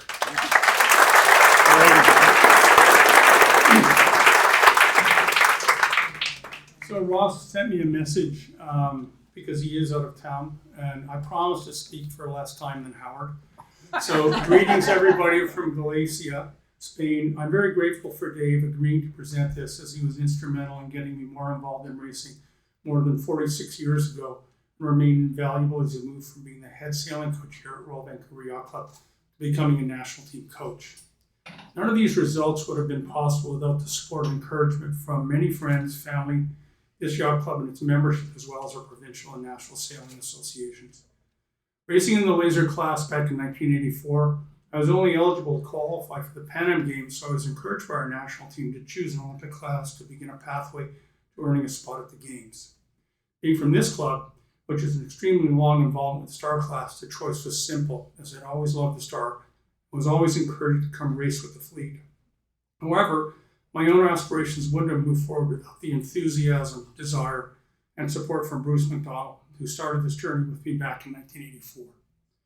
Although no fault of his own, Bruce was just a broken piece away of equipment from an Olympic medal in the last race in 1984 in Korea. He also additionally narrowly missed out on winning the Star World 3 times. Thank you to Bruce. In similar vein, Kai Bjorn, my partner in the 2000 Olympics, put forth an enormous amount of energy into winning a medal. We were close runners-up at 2 World Championships and won many Bacardi Cups together in the years leading up to the Sydney Olympics. I can't thank Kai enough for his dedication. Early in 1985, there were 2 other significant locally based contributors that I want to acknowledge for successfully shaping us into a serious international team. Steve Tupper and John Craig at BC Sailing worked many hours off the meter to enable us to move from competitor to contender status in just over 2 years. And they would continue their contributions for many years thereafter. In partnering up with Eric Jesperson and Mike Holtz, it would have been impossible to not succeed, to be honest. Both possess the skills known only to individuals who are thinking constantly about all things sailing from a very early age, and both know instinctively when to raise their game. It's telling, but not to me surprising, that both of them have won numerous world championships outside of racing with me. Thank you, gents, for pouring your heart into it. I would venture to guess that my sister and father are here today, but I agree if I hadn't dedicated myself to sailing, there wasn't a lot of other skills to fall back on. I don't agree with Ross. My heartfelt thanks to all of my family, especially my wife Marcia, for not only sticking with me through it all, but encouraging me to keep going. Lastly, we know financing these ventures is never simple. The national team, RVYC and BC Sailing all did a fantastic job of continually trying to help, even when resources were limited. But the contributions by numerous friends and family members is what really made it possible to garner top results. Unfortunately, with the allotted time, I cannot name them all, but fundraising efforts of Anna Orange-Horskoski, as well as Jim Vandermolen, should not go unmentioned and certainly deserve my thanks for stepping up when we needed it. Thank you again for all the hard work from Rob Mazza and his team of volunteers for making these awards a reality. It's obviously no simple task, and congratulations to all the honorees here today. Sorry to miss spending time with you all, and have a great afternoon. Ross McConnell.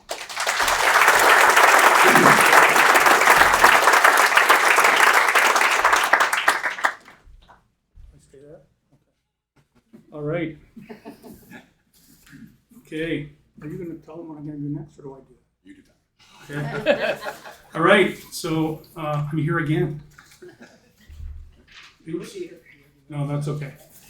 Ladies and gentlemen, I'm here for another inductee, and that's Pat Healy, who is with us here today. Has come out from Toronto. I will read a little bit of what goes on the plaque, and also have a little bit of additional comment and color. So Pat succeeded Steve Tupper as the head coach of the Canadian sailing team in 1981. He guided the team over 3 Olympics, 3 Pan American Games, 2 Goodwill Games, and numerous World Championships. With Pat as head coach, Canada's results were exceptional, with 3 medals in '84, followed by medals in both '88 and '92. Working with Hugh Drake, he established the Olympic Trust Fund. Pat later became an international judge and race officer at many international events, including the America's Cup. Pat was chief judge at Cork for 7 years and has been inducted into the Intercollegiate Sailing Hall of Fame in the United States. So when you think about it, head coach across 3 Olympics, 3 Pan American Games, 5 Olympic medals, and many, many Pan American medals, it's a very good track record. And one of the things that I think Pat may mention is that it's clear also that there was a legacy of the team that Steve Tupper built, and a lot of the sailors who were part of the early team were still members of the team earlier on. Pat also is really good at fundraising, an international judge, and a number of other things. So he came from the Finn Fleet, and I remember their newsletter when he first moved to Canada had a headline that I won't tell everybody today. Okay, but if you come to the bar later, I'd be happy to buy you a drink and explain what the Finn guys thought of Pat Healy. One of the things I remember the most, and I worked with Pat for 11 years, is that he came here and he immediately had a different point of view, and one which I think was very good and complementary to how Canadians did things. If he saw a system and we'd sit there and go, well, this is how it works, and he'd go, well, if it's inadequate, he would just add to it. And he was always never afraid to upgrade things and never afraid to say, let's do a better job. One of the things he also believed in was the depth on the team. And I see a number of the athletes who are here on the team in the 80s. And Pat was instrumental in bringing in our development team. I think Nigel Cochran's here. He was a member of our development team back in the 80s. I think in 85. And one of the things that a development team does is it perpetuates the team for year after year. Ross was on the development team back in 1985 as well. So a number of things like that. Pat also really brought 2 skill sets, which I thought were invaluable at major games. He's a rules expert, and that's manifested in him becoming a judge. But he was a very good resource to help sailors, if they were in a protest, understand what the odds were and also be pragmatic about what things are going to be like. He has a degree in meteorology, and he told me that when he was interviewed for the job in Canada, that one of the people on the interview committee asked him, said, well, you really understand the weather? He said, yeah, I can stick my head out the window and tell you if it's raining. So obviously he was pretty confident as well. And I think that confidence in many cases translated into another thing. So Pat had a very strong leadership style, one that has served him well in many, many different areas. And as well as being very good at fundraising. That's something that Canadians needed to learn a whole bunch.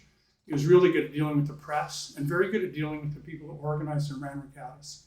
He was really good at getting information in advance and helping people understand things. I think one other comment that I believe is that he was a real believer in the psychology of winning. And one of the things that I learned from him was the idea of reducing risk and not making quick, inappropriate decisions. So he was very good at helping people understand how to not make mistakes on the race course. Because if you think too quickly, quite often you'll make mistakes, and that's something he did really well. And one final personal note, when I first started working with Pat, we were going into the 84 Olympics, and one of the pressures you always got from Sport Canada was, well, just pick your best crew and give them all the money. And he was like, we're not going to do that, obviously, because we will have Olympic trials. He said, tell you what, you write down who you think is going to win the Olympic trials in each class, and I'll do the same. We'll put those pieces of paper in an envelope. We'll unseal it after the trials are over. And he said, because we're going to run the best set of trials we can, because it would be incredibly difficult if I picked someone who then didn't win the trials, because it would be really bad for the person who did. And what was interesting was when I looked at who I had thought was going to win the trials, there were 6 classes in those days, and I I just didn't know enough to even vote. But in the others, I got 4 correct and 1 wrong. So I really thought his approach to doing things, so that a lot of things were very straightforward and very open and built for the future, was a really important thing that he brought to Canada from the United States. So ladies and gentlemen, I'd like to invite Pat Healy to come up and receive his plaque and receive from me.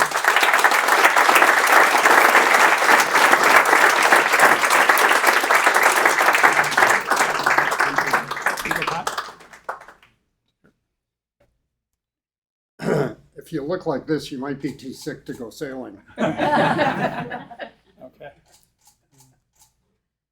Great, thank you. So you're up, Pat. Good. Boy, you are still as messy as you used to be.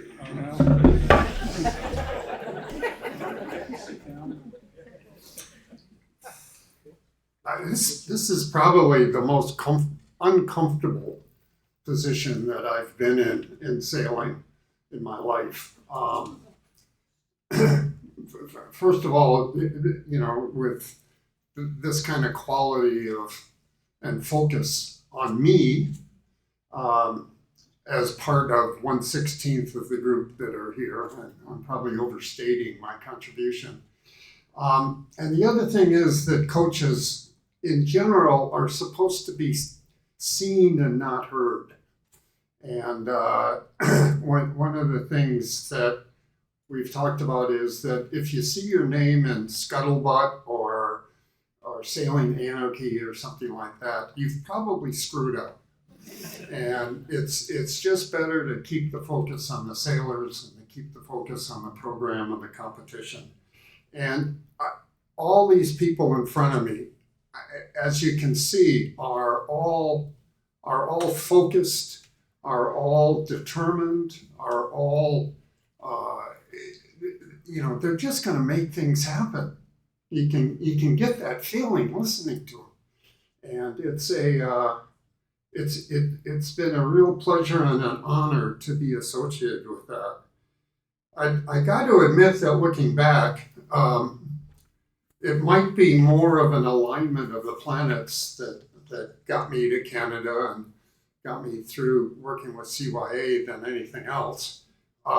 In '69, Montreal was campaigning for the 1976 Olympics, and just previous to that, a bunch of sailors in Kingston wanted to show that Canada was ready to host an international Olympic regatta, and they started a multi-class regatta in '79, in '69, that called Cork. And that lasted for, I mean, it's still going on, the 52nd year this year was Cork. I sailed in the 70th edition, in the 1970 Cork, sleeping in a tent my year after college, my last year of college, and keeping my boat over at RMC in a kind of a dip in the athletic field that filled with water as soon as it rained. So we didn't know if we were, it didn't take much to launch the boats because we were already halfway there. But I certainly going home from Canada, it was a great experience. And the one thing that struck me was the Canadians put vinegar on their French fries. And so I'm not used to it. I still think it's a little strange, but as you see, it's, my impression was that Canadians were a lot like Americans, but just a little different. And I didn't, I didn't really know how off base I was until 10 years later when I got hired as the national coach. By then I had been, I spent 6 years coaching at the Naval Academy. And that's teaching a bunch of sailors and midshipmen. You're supposed to pillage first and burn second. And it takes a surprisingly long time for them to get it sometimes. But the other thing was that they were all overachievers, and they were all ready for, to take on almost any challenge. And they all had the character and the individual responsibility and image to make sure that they did things right and were straightforward and honest about it. So it was a pretty rarefied environment. Then then in '80, Steve Tupper, who, as you've heard tonight, just bears a whole ton of, 95% of the credit for putting Canada with the best foot forward in its design of the foundation and design of the rules and finding the people that are going to carry the Canadian flag. But towards this thing, and following and his efforts and his support, I think Ed realized in Kiel when Dave Miller and John Eccles and Paul Cote came home with their medal, and it was, again, for those looking at results, that was really the start of telling an awful lot of young sailors, hey, this is possible for a Canadian to do. We can do this, and these guys have shown the way. 72 was the year that I think that Canada, in the form of Bill Cox and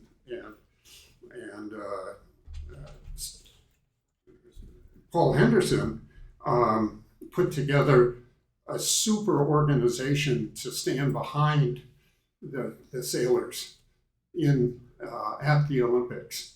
So when the sailors got there, it was really easy for them to concentrate on the regatta itself and not get distracted by other stuff. I think, and a lot of people from that era told me, what a pleasure it was just to show up at a regatta and stay focused on the competition. Because the competition, is supposed to be windy at Kiel, and it was windy half the time.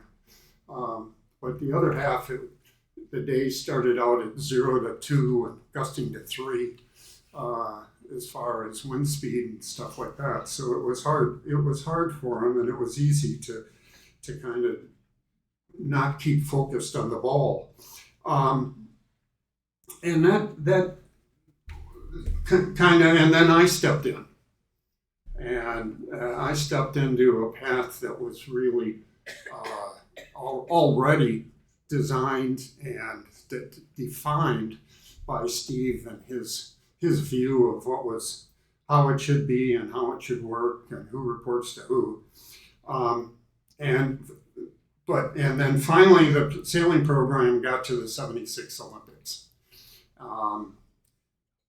At the start of the 76 Olympics, at the opening ceremony, the Canadian Finn class was asked to provide the torchbearer that was going to bring the Olympic flame to Kingston and open the Olympic regatta. And a guy named Jamie Richardson, who was a big, fit, muscular, good-looking, probably 22-year-old, was given a white T-shirt and a white uniform, white shorts, and the flame, and ran into Portsmouth Harbor and down a path where everybody is clapping and welcoming him. And then up on the stage, he was supposed to salute everybody and then put the flame into the cauldron that was to host the Olympic flame during the regatta. In the background, the Kingston worker who was responsible for turning on the valve that put the propane into the cauldron did not want to screw up.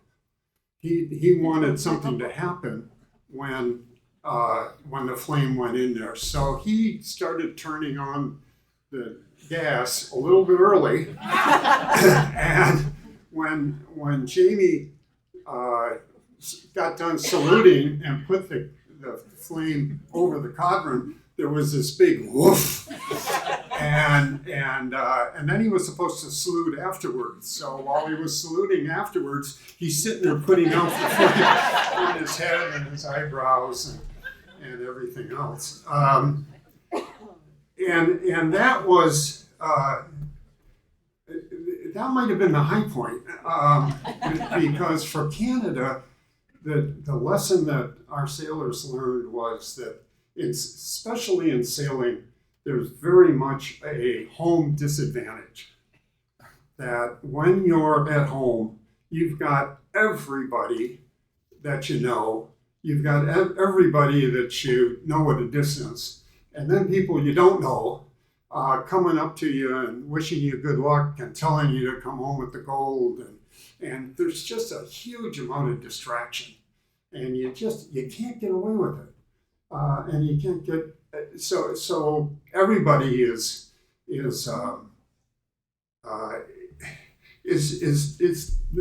want you to do well. The thing about the Olympics is, it's not your club that wants you to do well. It's not your province that wants you to do well. It's everybody in Canada that is rooting for you. And if they're sailors, they're looking up the previous day's results, and that's a lot of pressure. So it takes a very mature sailor through sports psychology to understand what that is and decide whether they personally want to buy into that pressure or ignore it. And I think that, all of the previous speakers that have been up here, you can just imagine those guys staying focused and, being very polite to the people that are wishing him luck, but they're keeping their eye on the ball the whole time. Let's see.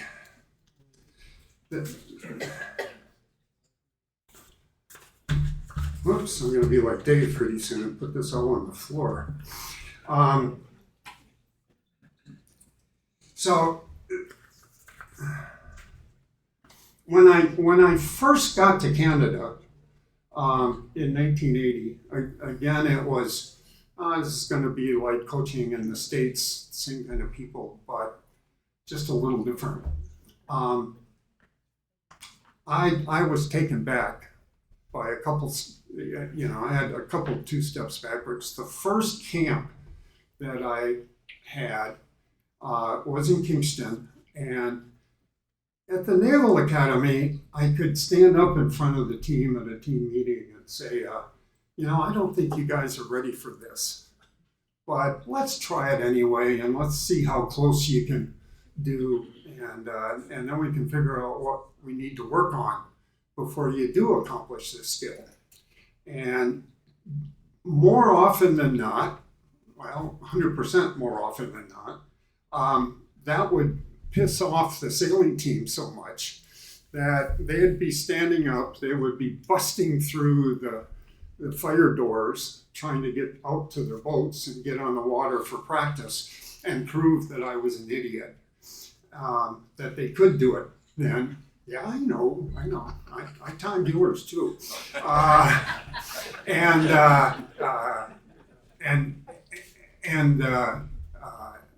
prove me wrong.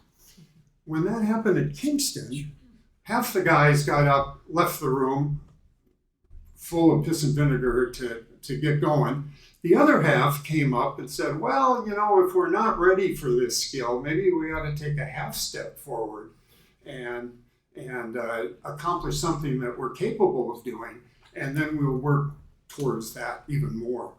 And I'm going, and that took me back. That said, these guys were happy for mediocrity. They were happy to kind of stay, outside of the sphere of focus. So that from then on, we tried to focus on those who thought they could. Those who thought that they could go to the Olympics, and they weren't there to represent Canada. They were there to succeed at the Olympic Regatta, to finish in the top 3. And it was, and once we knew who they were, our next job was to keep those who thought they could away from those who didn't think they could. And that actually turned out to be an effort. If you're trying for an Olympic, to get on the Olympic team on there, save your money, all right? Go down and buy a t-shirt with Canada on it, buy some red warm-up pants, and put them on and stand in front of a mirror, because that's what you're going to be doing as soon as they hand out the uniforms. And from then on, the Olympics is just a party. It's just something that you've worked for, that you think you deserve, and you never ever get to the same focus and intensity that you do when that you did when you won the Olympic trials, the Canadian Olympic trials. And it's, just don't bother if your goal is to qualify for the Olympic team. About that time, during that time, I got to get this in. Toronto started you had to have a boat driving license to drive a boat in Toronto Harbor. And Dave and I were outside of the country, practically all summer long. So the chances of us being caught were pretty slim. And you were supposed to take on the water part, you were supposed to take a written part. Everything was kind of set up. And so Dave called me up and he said, geez, what do you think about this? And I said, well, I don't know. It's kind of a pain in the neck and it's going to take a whole day or so. And he said, well, why don't I call them up and see if they'll give us an exemption? Good idea. So he calls me back a little bit later, and he said, yeah, with our background, they'll give us an exemption. They want us to take the written test, and that's based upon a booklet about sailing in the harbor. But we won't have to go on the water. We won't have to find a motorboat and go on the water. Okay, great. And he said, I'm going down there. I'll pick up the book, and we can take the test on Monday. Okay, thanks. So late Friday afternoon, he stops by and hands me the book. And he says, oh, by the way, the guy told me that it was a really hard test and that I should study really hard and, not miss anything. Okay, so all weekend I'm sweating. And I've read the book 4 times and I got everything done. Monday we show up at the harbor offices and take the test. And I think I got 1 wrong. I think Dave might have gotten two or 3 wrong, but we were still well within passing. And as we hand them in, the guy says, well, here, let me correct it right now so you'll know what's going on. Oh, okay. And Dave says, well, maybe we ought to go. I'm kind of, Dave, let's find out what's happening. And so the guy corrects him, finds out that we both passed, gives us our cards, and says to Dave, see, I told you all you had to know was the speed limits close to shore and away from shore, and you could pass the test. And I'm going, David, what are you doing? And Dave says, I gotta go, and turns around and starts walking for the door at Mach 2. And I'm behind him yelling, you told me that it had to. And it was, so that was the sort of the relationship, that part of the relationship that Dave and I had. And it was just 11 years. I'm very thankful for everything that Dave did. And then actually the last Olympics to mention would be, I know. I'm gonna get done. You'll be done before Thursday, I promise. I know a lot of people have to go to the bathroom. If you do, please leave. People getting up and moving toward the front of the room bother me. It's the ones that are going away that I don't worry about. Anyway, Korea was windy, and Karen and Gail were picked from the last regatta in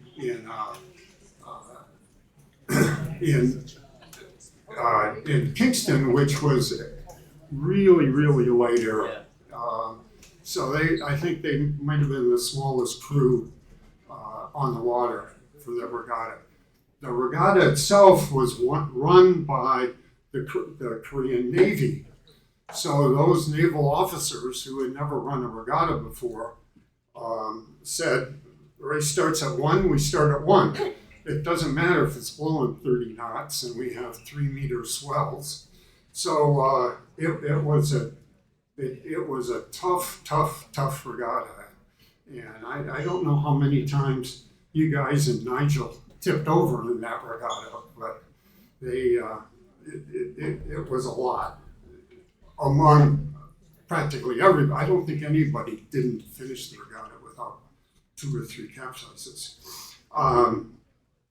And that was the regatta that Larry Lemieux gained fame because he picked up. Sailing upwind, and you can shut me down if you want. I'm going to take it. So you're voting for him, is that right? All right, just let me finish then. Larry saying, when Larry won it, when Larry was sailing upwind, he was third place in the regatta. He sailed past this guy, and the course was 7 miles, offshore. He sailed past this guy, Joe Chin from Singapore, who was, just floating in the water in his life jacket. And he kind of waved at Larry, and Larry looked down and he saw his 470 about a kilometer downwind. And so Larry picked him up. And at the end of the regatta, President Samaranch wanted to recognize Larry's act of sportsmanship. So he called him up on the stage before the medal ceremony started and handed him a very, very nice Korean bowl. And everybody on the Canadian team was sitting there trying not to laugh in front of President Samaranch. We were biting our tongues, we were sucking on our cheeks, we were doing anything. Because we knew that Joe Chin had hair that went down to the middle of his back. And the only reason Larry stopped was that he thought it was a girl. So anyway, that's it. Thank you. And thanks for your patience. Thank Hall of Fame. Thank you very much. Rob, thanks for your patience. Thank you, Pat. Thank you, Dave. I'd like to call upon Doug Nutting to induct the late David Cook, Kurt Westergaard, and Ken Kelly. Thanks. Yeah, okay. Good. It's my pleasure to have been invited to induct Ken, Kirk, and Dave into the Canadian Sailing Hall of Fame. I'm going to give you a really brief background. I used to oversee the disabled sailing program in Victoria for about 25 years, from 1991 till when I retired in whenever that was. Anyway, the program bounced around between marinas for a couple of years, and finally we approached the Canadian Forces Sailing Association in Esquimalt to see if they would host us. And they did for over 25 years. They had to move their club. They've had to move their DSA had to move their program. But it was the Commodore of the day. I approached them in the fall of '93, and I got a call from their Commodore Bill McDonald, who's here with me today, who said, "Look, at the executive welcomes you guys with open arms. Military doesn't always get a good rep in the press these days, and I just want you to know that we're not altruistic. We're also selfish. I want to get the PR from this as well." So we ran our first program in '94. Well, in January of '95, Bill called me up. He was still a Commodore of CFSA, and I'm running the program. And he says, "Are we entering a team?" And I said, "A team in what?" And he goes, "Well, there's the NQRs in it." What's an NQR? National Qualifying Regatta for the '96 Paralympics. And we had a few independent sailors in the program at that point. So we called a meeting in February to CFSA. And Ken attended. John McRoberts was there. There were a few others. Dave Cook worked for Bill on the base as a civilian employee. And Bill had prompted Dave, said, "Why don't you get involved in sailing for people with disabilities?" But in Dave's mind, when he was on the water, he didn't have a disability, right? And his results demonstrated that. He won Whidbey Island. He, attended all of the local regattas in BC, in the Pacific Northwest. So, but he reluctly, actually, Kathy Campbell, who was a sailing rep for the CYA in the day, sailing rep for sailing for people with disabilities, suggested that Dave go down to Newport to a parasailing regatta. And he went down there and came back with a newfound respect. And actually, he wrote, "I'm the pioneer of international disabled sailing in Canada," describing the time he went down with Brenda Hopkin to sail in Newport. And it was just a year after he started using a wheelchair. At 17, Dave was diagnosed with a incurable neurological disease, a degenerative disease, and that was at the age of 17. Wasn't introduced to sailing until he was 20 by a couple of workmates. And when he was introduced, he found his passion. So David heard, I would assume through Bill, that this NQR had been called, and we had a few candidates that were interested in being part of the crew. Dave knew Kirk through racing at Royal Victoria Yacht Club, and approached him to crew, and Ken made the team as well. So Dave said, he became this pioneer of international disabled sailing in Canada. He went to Newport, then they went to Atlanta in '96 with Kirk and Ken.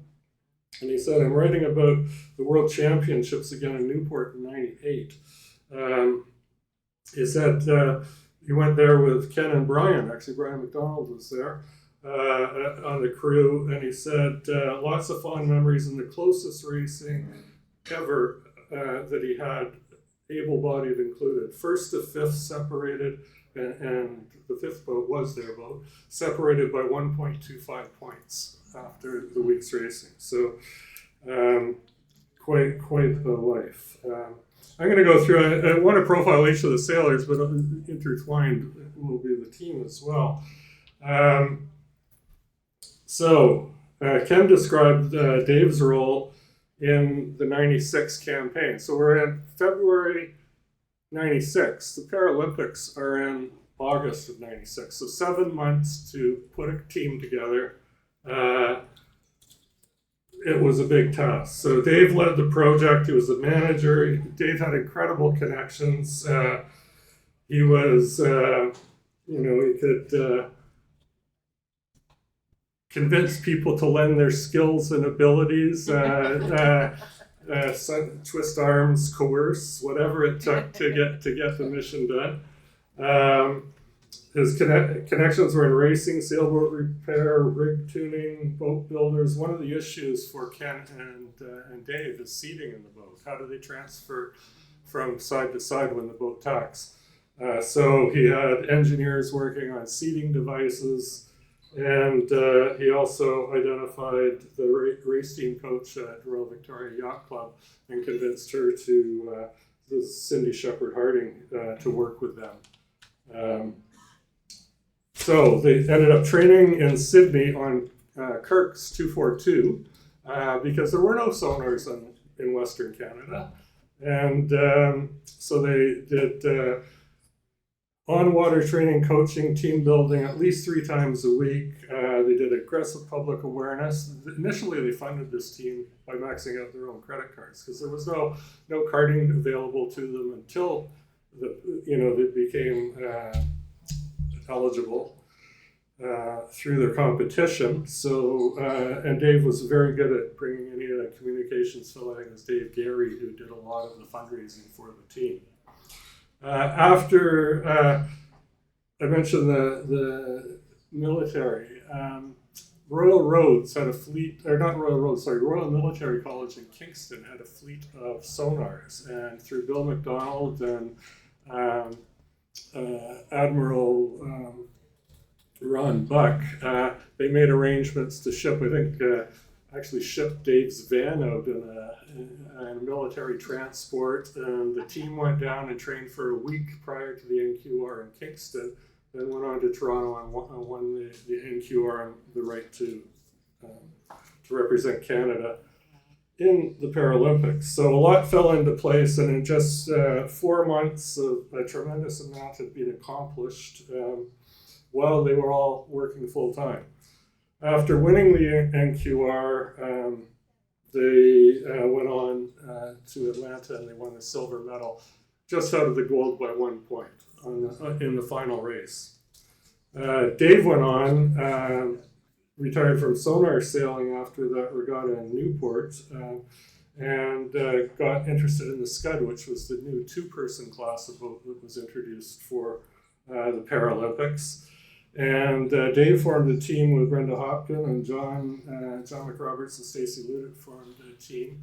And it was, Dave came up with this idea, well, we're both sailing out of the same club. Rather than be in competition and everything, why don't we join forces? So they formed Team You Can Too.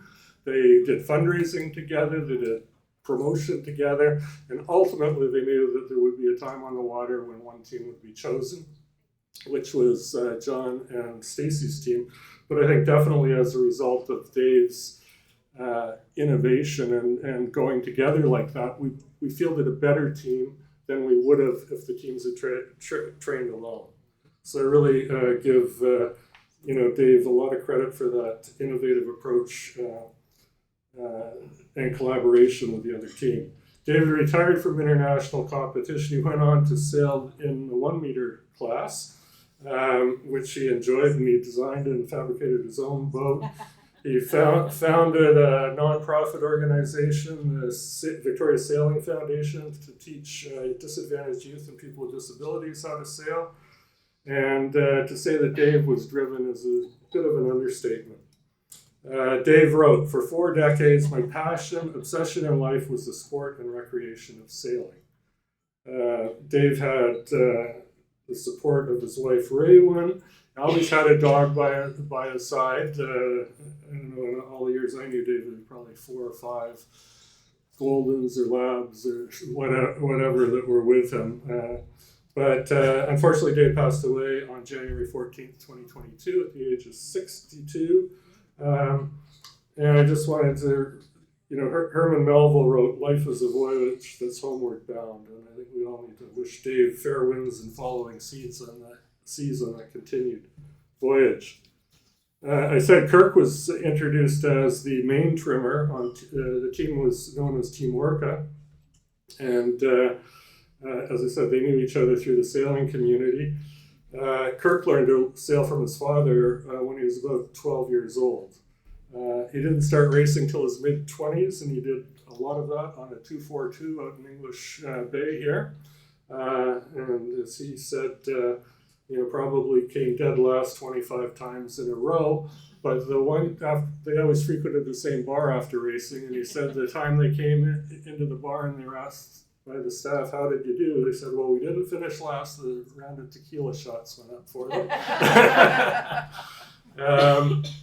Kirk, in 88 and 89, sailed around the North Pacific for a year. He describes it as an incredible trip downwind, down current all the way. Victoria, Hawaii, Micronesia, Palau, Hong Kong, Japan, and the Aleutians, and then home. He also chartered a 36-foot sailboat out of Ushuaia, Ushuaia?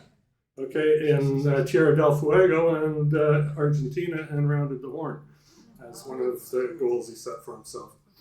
But, Kirk became an integral part of the crew in Team Orca. As I said earlier, they trained on his 242 until they were able to get their own sonar. During those sessions on Kirk's boat, they worked out the team dynamics and how to work together. When they went to Royal Military College, Dave borrowed a van from a friend down there, and Kirk was the only one who could drive it on the team, so he also became the team driver during the time that they were in Ontario there. At their first international regatta in Florida, which was a month before the Paralympics arrived, the team turned many heads with their performance on the water. And yet I looked up, I couldn't find what your results were down there, but they were very good results. They worked out the seating issue, and Dave had a very innovative seat that would swing from one side of the boat to the other. It was referred to as the Wonder Seat. We think it's in Biscayne Bay somewhere, because when they finally got to Atlanta, they were not allowed to use it because it was considered too innovative. Anyway, after that regatta, they went on to Atlanta, Lake Lanier, and this is really where Cindy comes in, I think. Ken cited that Cindy was a large part of their success. He described her as a charming young woman, recently retired from the Canadian Olympic racing team. Her coaching knowledge of international competition enhanced by the success in the psychological aspect of the sport. She had the ability to build self-confidence, reduce anxiety, and resolve issues that might interfere with team dynamics. She also knew enough about international competition at that level that you want to take away the distractions from the team. They shouldn't be sitting on a bus for an hour with all the other athletes getting to the venue. So she made sure that she found a driver and a van to get them to and from this site, which was an hour from the Olympic Village. Going back to Kirk, one thing is, Kirk was always there for the team. There were a couple incidents that happened in Greece. They sailed in the 2003 World Championship as Team Raven now, when Ken had taken over the helm and had his own team. And that week it was over 40 degrees every day. That was in 2003. That was the summer when you heard about all of the seniors dying in Paris while their families were on vacation.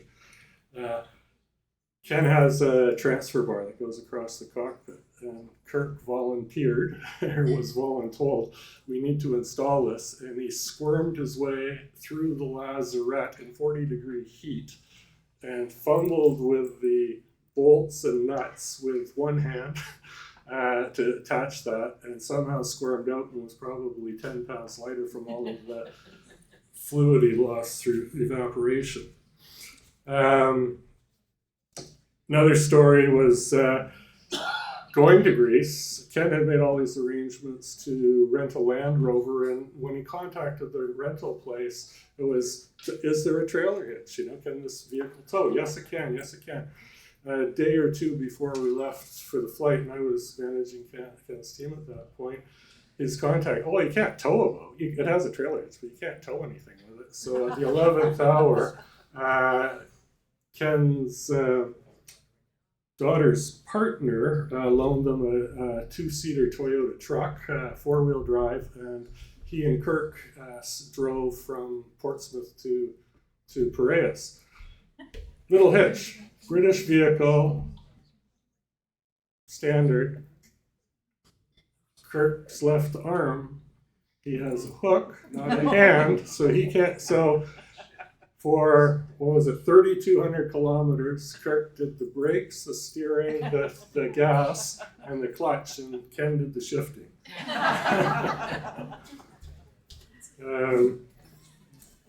So that was Ken. Ken retired from, the other thing that struck me about Kirk, when we're at any regatta on the docks, Kirk would embrace Apple technology. I think he had the first iPod in Canada and a portable speaker, and anytime they were getting the boat ready for regatta, you could listen to Barrett's Privateers and a number of songs similar while they were getting ready. But he's retired from racing. He sold his 242. The last year that he sailed his 242, he won both Thrash at Royal Victoria Yacht Club and the Swiftsure Inshore race before he switched to the Hilarion 33, which he says he sails single-handed, which is his specialty. I mentioned Ken. Ken is very honest that he was the least experienced person on the crew. He had sailed single-handed on smaller boats and done a little bit of racing, but very, very little. And so when he joined the team, he had a huge learning curve for 7 months. With the coaching sessions, I know Dave put aside time alone with Ken to talk about different aspects of sailing and being the jib trimmer and what all that was entailed. But he rose to the occasion, and the results show that. He said Atlanta, the racing was incredible for him. All of the lessons he had learned from Dave's leadership paid off. He was confident in making tactical decisions on the water. The communication between us couldn't have been better. Dave made the race plan. The base of information he had observed from both Kirk and I offered additional insights. Once the race began, communicating was continual. The other boat's positions, wind, wave conditions, sail trim, decisive action information were all shared by each member of the crew. As I said, Ken went on after the Paralympics, after they won the gold, and Dave retired from sailing on sonar to form his own team, Team Raven. He continued to be a member of Team Canada and represent Canada as a carded athlete on the sonar for another 14 years until he retired.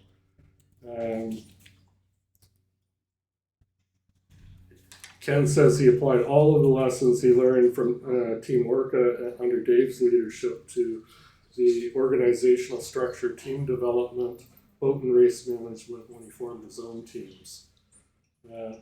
Ken's determination and commitment to his team was clearly shown when he broke his leg in 2 places in May of 2008 at the test event for the Paralympics in Qingdao, China. He was at the helm in September at the Paralympics despite that break. I think he was also one of the first patients in the new hospital they built in Qingdao for the Paralympics. And at a cheering section at the games from the doctors and nurses from the hospital when he was competing. Anyway, as I said, Ken continued to be a member of the sonar team for another 14 years. He says there are hundreds of hours of training sessions, numerous friendships around the world. He had the pleasure over his career of having that national team experience. He had many different team members as different crew positions would retire. Peter Steele, Don Turleson, Mark Shaw, they're all members of Team Raven at one point or another. He did international fleet racing on 4 continents and competed in 14 world championships. So he said he was part of something very special and on a path very few travel. So anyway, it's my pleasure to induct Dave Cook, Ken Kelly, and Kirk Westergaard into the Canadian Sailing Hall of Fame. And I'd ask Ken and Kirk, and is Raywin here? Raywin and Bob?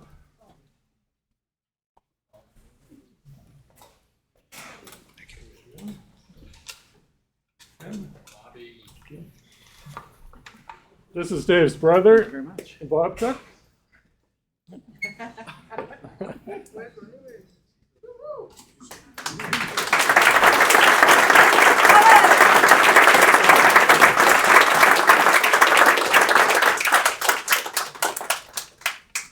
Over to you, fellow. I got a quick word. I'm going to keep this very short. I just want to say thank you to RBYC, Canadian Sailing Hall of Fame. Well done, all inductees, and it was a grand adventure. Thank you very much.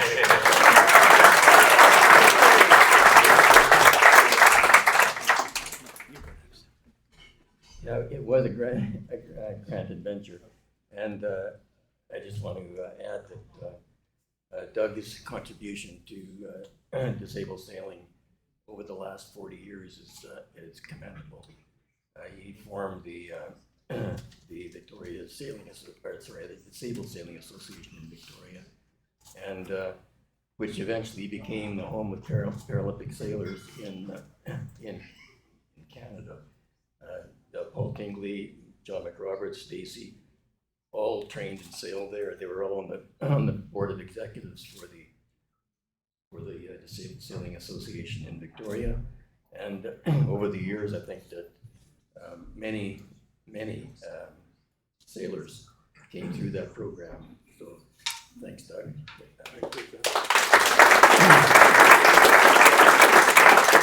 And it really was the Dave Cook show. He quite remarkable guy, and the way he fundraised so much, and our Sail for Gold program that I helped push through the media in Victoria, through television appearances and interviews with the media. Got us so much attention before the Paralympics and afterwards. And finally, I'd like to thank Rob for a fabulous job. Robert, thank you. And also a mention to my family who is here to support me.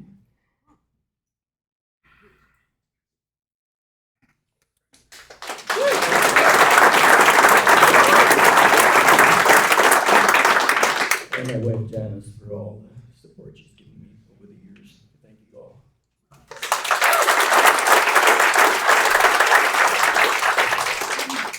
Well, Raven and I are thrilled to be here to accept this award on David's behalf, and we're joined today by family members, Vicky and Matt. I had the pleasure of joining these folks with Cindy as well when they were in Atlanta.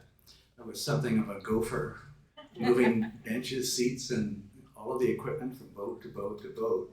But the fascinating part was watching them being able to put their differences of opinion aside, and they all had very strong opinions, I can tell you.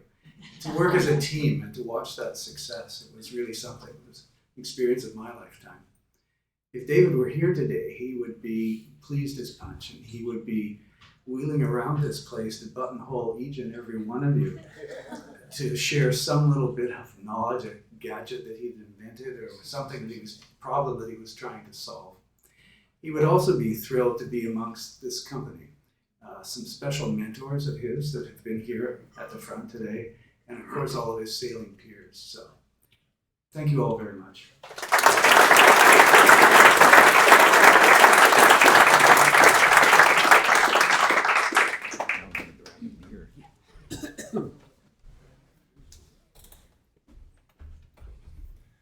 All right, last but certainly not least, I'd like to call upon Steve McBride, there's Steve here, to induct John McRoberts, Stacey Judith, and Jackie Gay.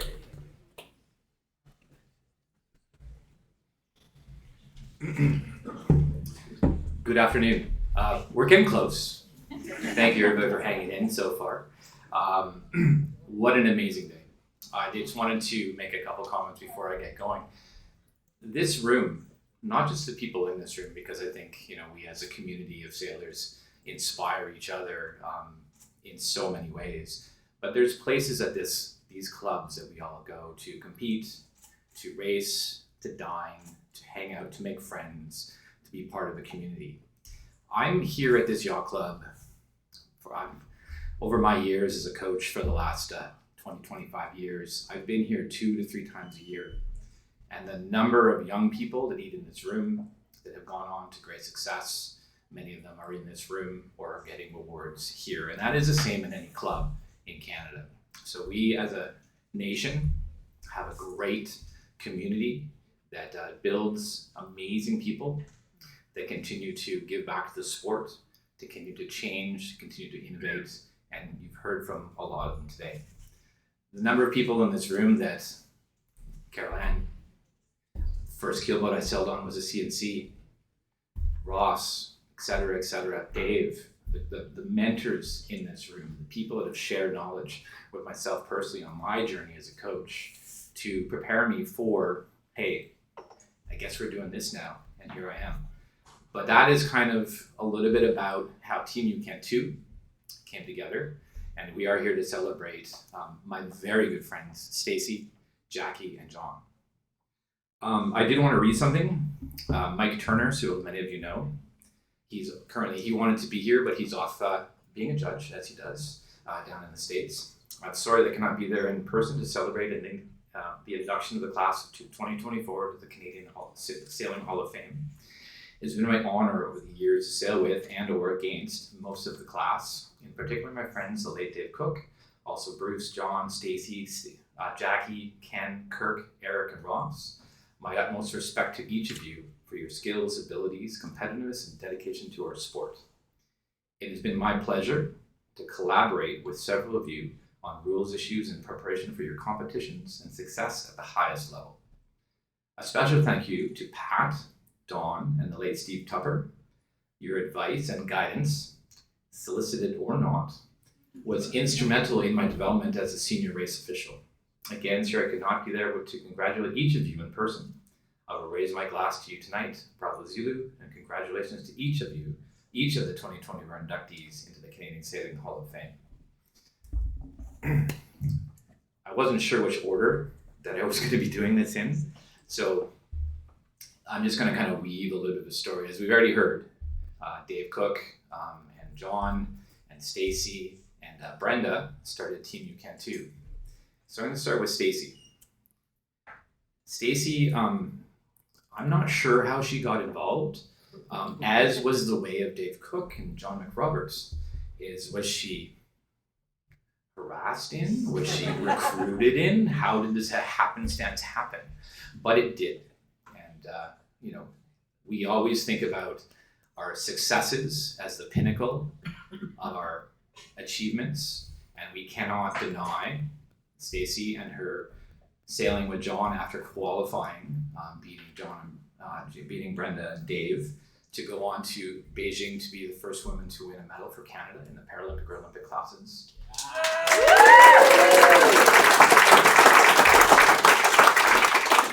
But as a coach, that's great. But also it's the pieces of things that happen along the way. Sailing with two teams who are competing for one space was a unique challenge, daily, forever, and still is. And knowing that only one would achieve, going to the games and going hopefully, and our goal, of course, was not just to attend, but to achieve, to get to that top of the podium or be on the podium in some way, and we did do that. But those moments with athletes, and Stacy, along the way, she's quiet, mild-mannered, very respectful. But there's little times when that athlete clicks on and you're like, we're going to be okay here. And there's two stories that I just really wanted to share. One was before we received our scuds. We were sailing Dawn's boat, the Martin 16, down in Florida, in St. Pete's. And those that have been there know it's quite wavy and steep and choppy and a little bit challenging. And Stacy and John were sailing around the course, so were Brenda and Dave. But Stacy was sailing around, and I don't know why, maybe it was John steering, probably was. But they were constantly swamped with water. And Stacy would trim the sails and pump 1, 2, 3. Trim the sails, pump 1, 2, 3. Trim the sails, pump 1, 2, 3. And the same thing going downwind. It had been turbo rigged, so it had a spinnaker, so she was flying the spinnaker, trimming the jib, trimming the main, and pumping 1, 2, 3. 1, 2, 3. And she did that around the race course for 3 or 4 days. An incredible lady, an incredible spirit. And I was at that point, I was like, I think we're going to be okay. Another one, we received our scuds, and now we were training in that. And I don't know how John does it, but he picks really, really strong, independent, and very powerful sailing partners. Looking at Stacy, as I said, she's mild-mannered and quiet and reserved. However, it became really evident during one of those races when the water bottle got stuck in the scupper and the boat was half filled with water, and John was unhappy about this, as it is somehow Stacy's fault. So he threw the water bottle into the front of the boat, saying, "Look after your stuff." And she turned around and whipped it at his head. It's like, it's your damn water bottle. I remember that, and again, I think we're going to be okay. From there, of course, we did travel to Beijing. We were there when Ken broke his leg, and he was a local celebrity for a while, not just people that adored him at the hospital, but he was a local celebrity because he was the first patient to be on the ward. So again, this interaction and this connectivity that we have in our sport is quite amazing. Jackie, we met Jackie before she had moved to Canada. She was one of our competitors. She was from the UK, and I got to see Jackie's, one of her home clubs where she trained with her previous sailing partner, Alan, this last week at the two-person world championships. So seeing where Jackie came from, and Jackie was a sailor her whole life. Her family sailed, she cruised around the UK and Europe with her family extensively growing up. She sailed and competed, but not at a high level until she was recruited by the UK, the British sailing team, where she was put into a scud with Alan, and they were competitive out of the gate, but unfortunately they did not achieve the position to go on to represent GBR. So part of me thinks that she jumped ship, moved to Canada, married John. All of this stuff is happening, unbeknownst to me, that there's budding relationships and international drama going on. But in the end, after Beijing and after London, suddenly Jackie is in our world and she is now sailing with John. So talking about those pivotal moments, those achievements, and of course we're all aware that John and Jackie did receive a silver medal in Beijing, which was an amazing accomplishment. But here's the thing about Beijing, is that Rio, sorry, my apologies, I'm a little nervous up here. In Rio, here's the thing about Rio and Jackie sailing. Jackie had fallen off of the boat on the hard, knocked herself unconscious. We weren't sure if she had a spinal cord injury, and she was rushed to the hospital prior to even getting onto the playing field and racing or training the first day. She is, I'm not sure if it was the heat, the excitement, the travel, whatever it was, but there we are. I find Jackie laying on the ground. We rush her to the hospital. That entire week, as we were acclimatizing, we never touched the boat. Jackie never touched the boat. Every day she was in physio. She was in cold baths. She wasn't allowed to do anything excessive. She was constantly under doctor's care. And she did not touch the boat until the day that we were going out for the practice race. John and I, with Rob Frost and a couple of the sailors, heading into that prep time in Rio, spent all of our time trying to get the boat ready, trying to sail, but what was missing was Jackie. Now, Jackie, like I said, very strong, very independent, very driven, very singular in her purpose, was frustrated beyond belief that she could not get on the water and make sure that we were going to be okay. Are we fast enough? What about the tuning? What about this? What about this? I got it, Jackie. I got it, Jackie. It's okay. It's okay. All you have to do, Jackie, every single day is recover, recover, recover. She was cleared to race for the practice race. We went out. We had the best boat speed. And we were like, we're going to be fine. But it wasn't until that morning that she had not been cleared to actually step back into the boat. We continued with the physio. We continued with the cold baths. We continued with the ibuprofen and the Tylenol constantly through the entire event. And it was draining, and it was frustrating, and it was challenging beyond probably anything that Jackie even thought that she could push through. And I kept reminding her, I was like, this isn't about now, Jackie. This is about that moment in time when we need you to be there. And I think it's really important, and I'm going to get to that in a second, because it involves John McRoberts. I've known John since Dave Cook dragged me, wasn't dragged, he was like, hey, you're a coach. Yep. What are you doing? Nothing, I'm working at a gas station. Do you want to come and coach us? That sounds fun. What are we trying to do? Oh, we're trying to go to the Paralympics. That's cool. I guess this is where we are now. So John introduced me to the entire team. And again, that was with Stacy and Brenda and John and Dave. And that's where we started. I consider John one of my best friends. And it's having to, how do I put this politely, lug him around the world and his stuff and move him from chair to plane to bathroom to whatever needs to be done. But also his intensity, his dedication, his detail-oriented mind, his ability to learn, his ability to achieve the next thing. And I want to talk briefly about our little event that we just came back from the two-person World Championship in Rutland, where we were 4th. We always try to figure out the next thing. How do we fix that? What was our challenge at the last regatta? What do we have to do better? And we've done that since the Netherlands at the World Championships. And we had figured out what we needed to work on, and how we were going to compete better, and how we were going to win, because we are still striving for that World Championship win. And we did that with his partner, Scott. But then, of course, the world throws another wrench at you.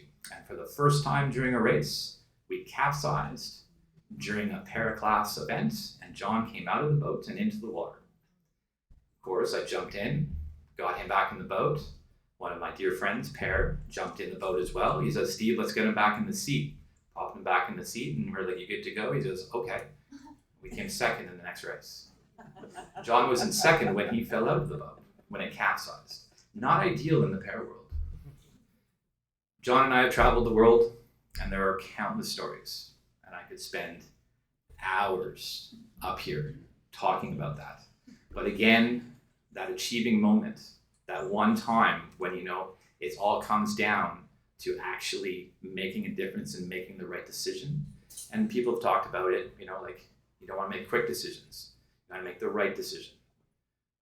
John and Jackie in Rio, Stacy and John in Beijing.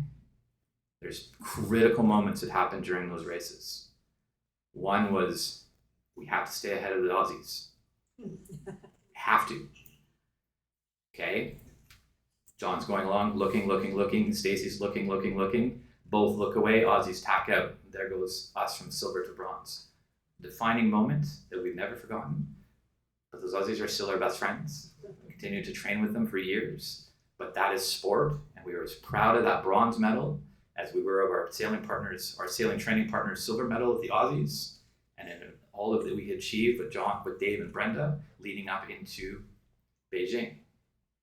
Rio, last race. Chips are down, we have to win. We have to achieve, we have to be this far ahead of the Brits. We need to be just in front of them or just behind them. Off the start line, we get shoveled off into the right corner. Not where we wanted to be, not our plan, but there we are. Around the race course, wandering past coaches.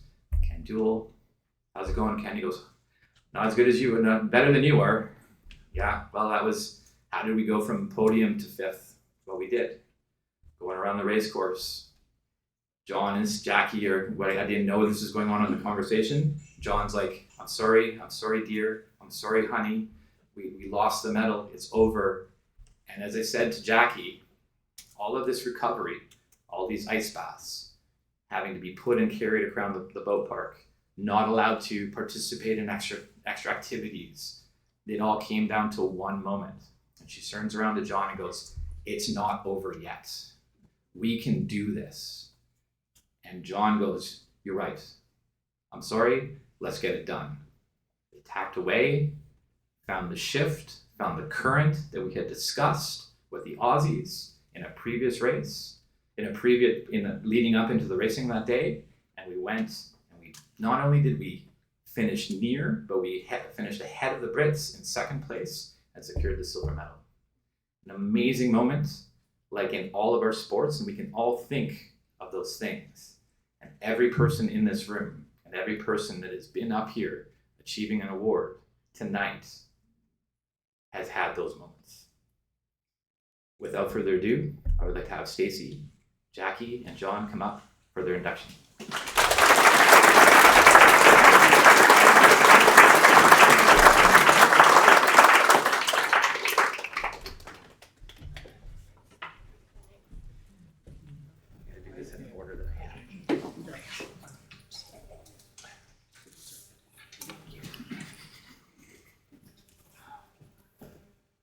John, you're going the wrong way. I often do that. Nature of our sport.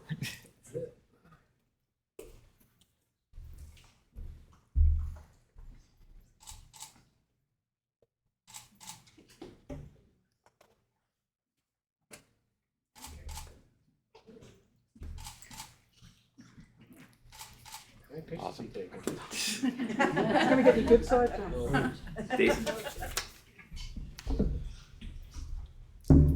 So I want to thank the Canadian Hall of Fame and Bob for all your work. I know it's been a lot, and Royal Van for hosting us, and congratulations to all the other inductees.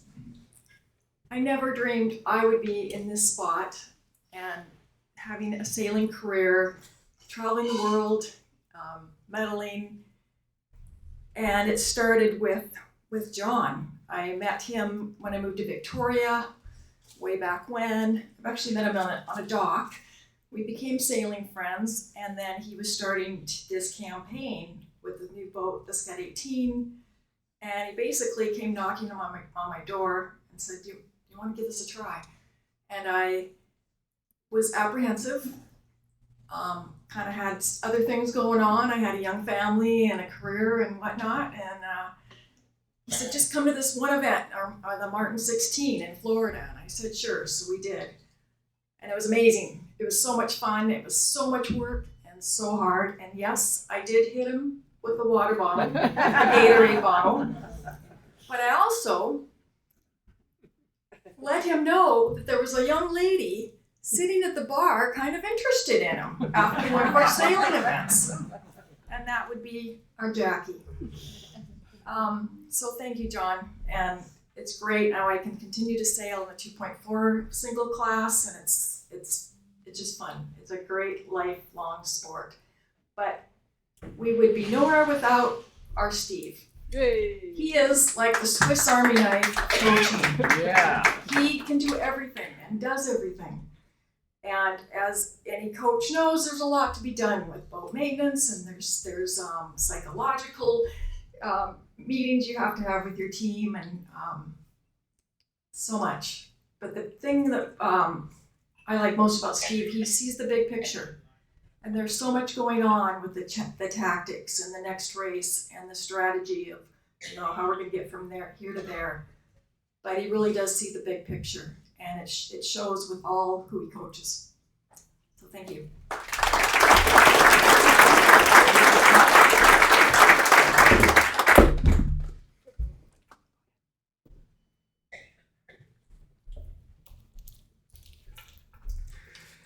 Hello. Thank you to the Canadian Sailing Hall of Fame and everything you've done. Very much appreciate it. It's been amazing to listen to all the history and stories. Obviously, I'm from England originally, but I've been here 14 years now, so I've got a little bit of Canuck in me now. Also thanks to Sail Canada, who've always supported all of us, including all of Team UCAN 2 and the Sonar teams as well. We all know what doing sailing campaigns like, and it's impossible without that kind of support. So thank you very much. Thank you to Royal Ban and everyone who's here. So Stacey and I thought we'd bring the glamour. As you heard from our dear Steve, I've sailed since I was a little girl, and always loved to sail, always loved to be on boats. It was just home to me, always has been. After I lost my leg in an accident, I sort of got sulky about it and thought that sailing would never feel the same again for me as a person with a disability. And as usual, those kind of assumptions have been proved more wrong than I could ever have imagined. By first being on the British sailing team, incidentally, always between John and Stacey and Brenda and Dave, for whatever reason, we were always when we were doing our trials and everything.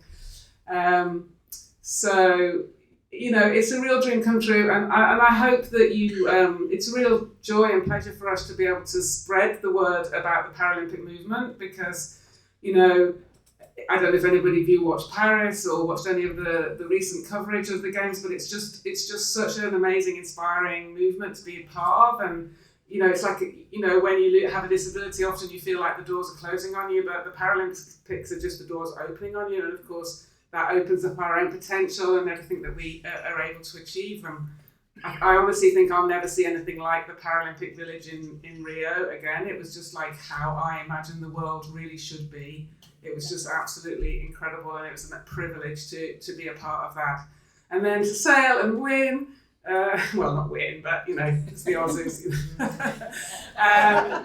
We had a hard campaign. All campaigns are hard, and so, to do that, to make that achievement for us was just amazing. As Stacey mentioned, the psychology, especially when you're a married couple, everyone was like, don't do No. But it's true, and you know, so you have extra things to deal with then. And again, Steve was amazing with that side of it. Like, I don't think any coach would choose to coach a married couple. And yes, I too now sail single-handedly in the 2.4 with Stace in the fleet in Victoria. We have one of the best fleets in North America, actually the biggest fleet in North America. Very high competitive. We're fortunate we can sail at world level in our beautiful Cabra Bay. So I could never have predicted it, like all the best, most wonderful things in life. Steve, you know how much we love you. Thank you for everything.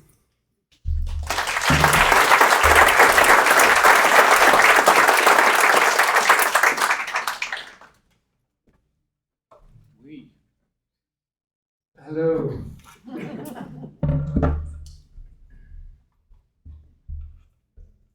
Thank you very much, the committee, Royal Band for hosting, Royal Victoria for all their support, DSA Victoria for my beginnings, creating an opportunity for me to find something that I never thought I'd be able to do.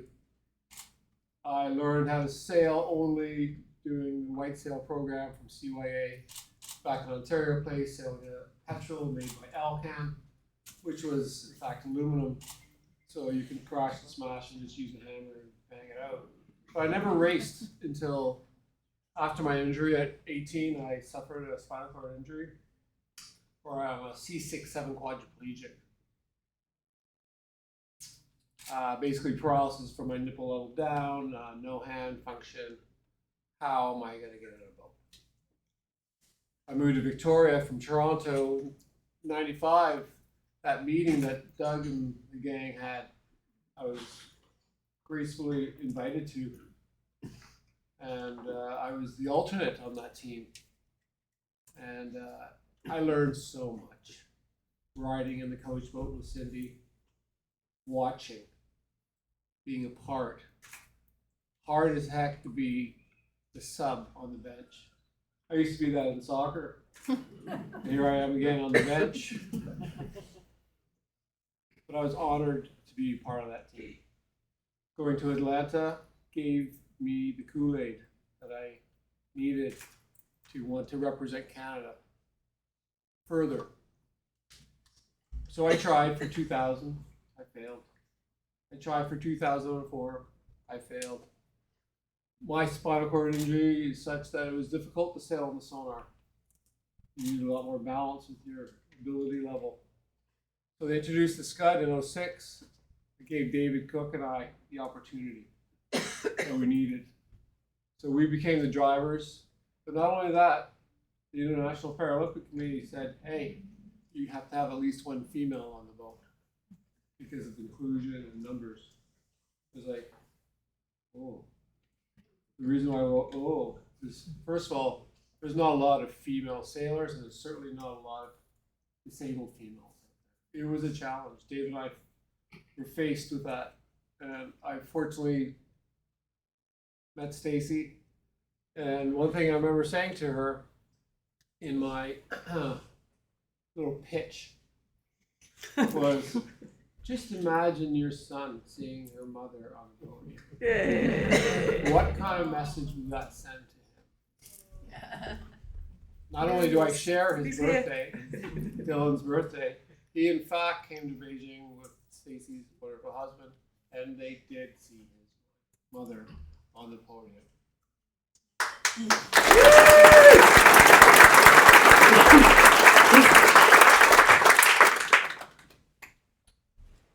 I was honored, and Stacy's like, all right, let's retire on a high. I'm like, wait, no, retire. So, you know, here we go again. And Stacy actually helped me with the 2012 campaign in London as well, where we got the leather medal, but I was very proud of that campaign. It was one of my most challenging, and thank you for that. Steve mentioned, Stacy mentioned, I met Jackie through racing against her.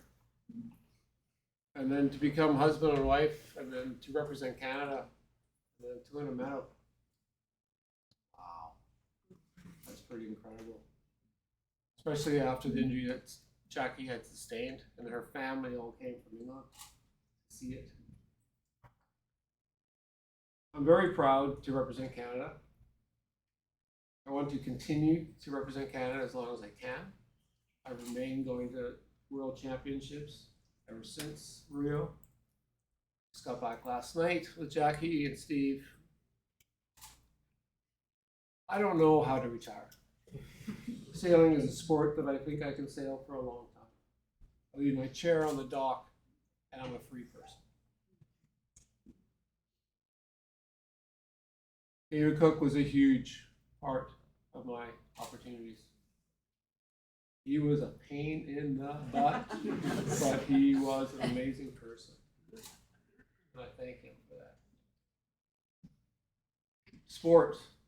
I've always said it's the places it takes me and the people that I meet. And I'm very proud, like I said, to wear the maple leaf. But most importantly, I'm very proud of Stephen McBride. Yay!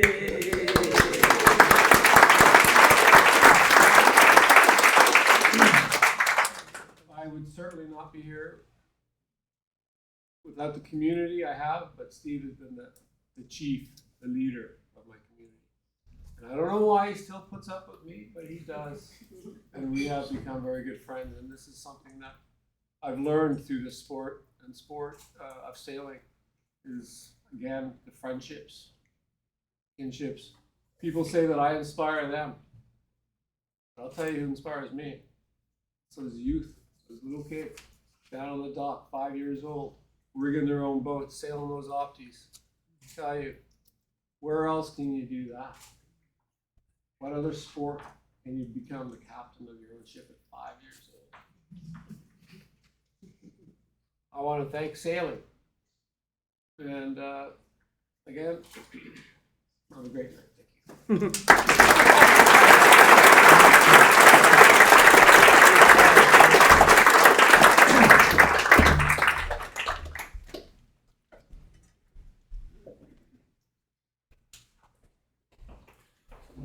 Just in the way of some brief closing remarks, I just want to say on behalf of the Canadian Sailing Hall of Fame Management Committee, and specifically on behalf of Karen, David, and Howard, who have been instrumental in putting all this together.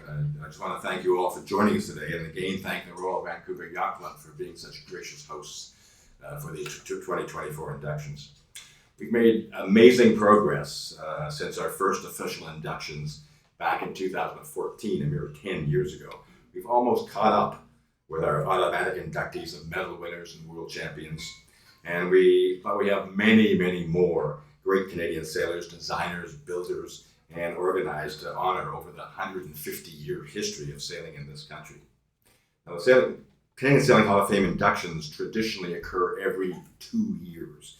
So the next series of inductions will take place at the Royal Nova Scotia Yacht Squadron in October of 2026. And we'll be using that to catch up on a lot of the people that we didn't get inducted today, like Paul Tingley and others.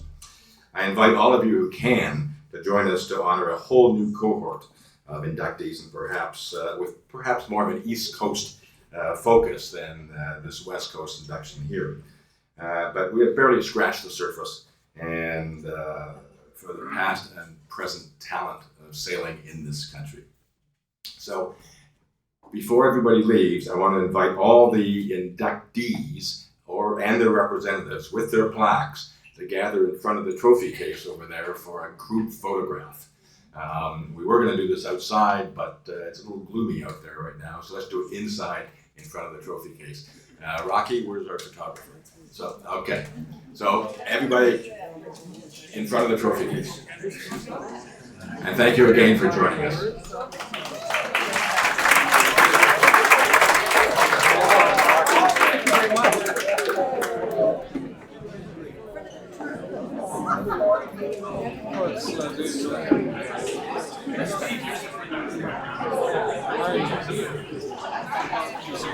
Oh, okay. I was going to say. Never mind.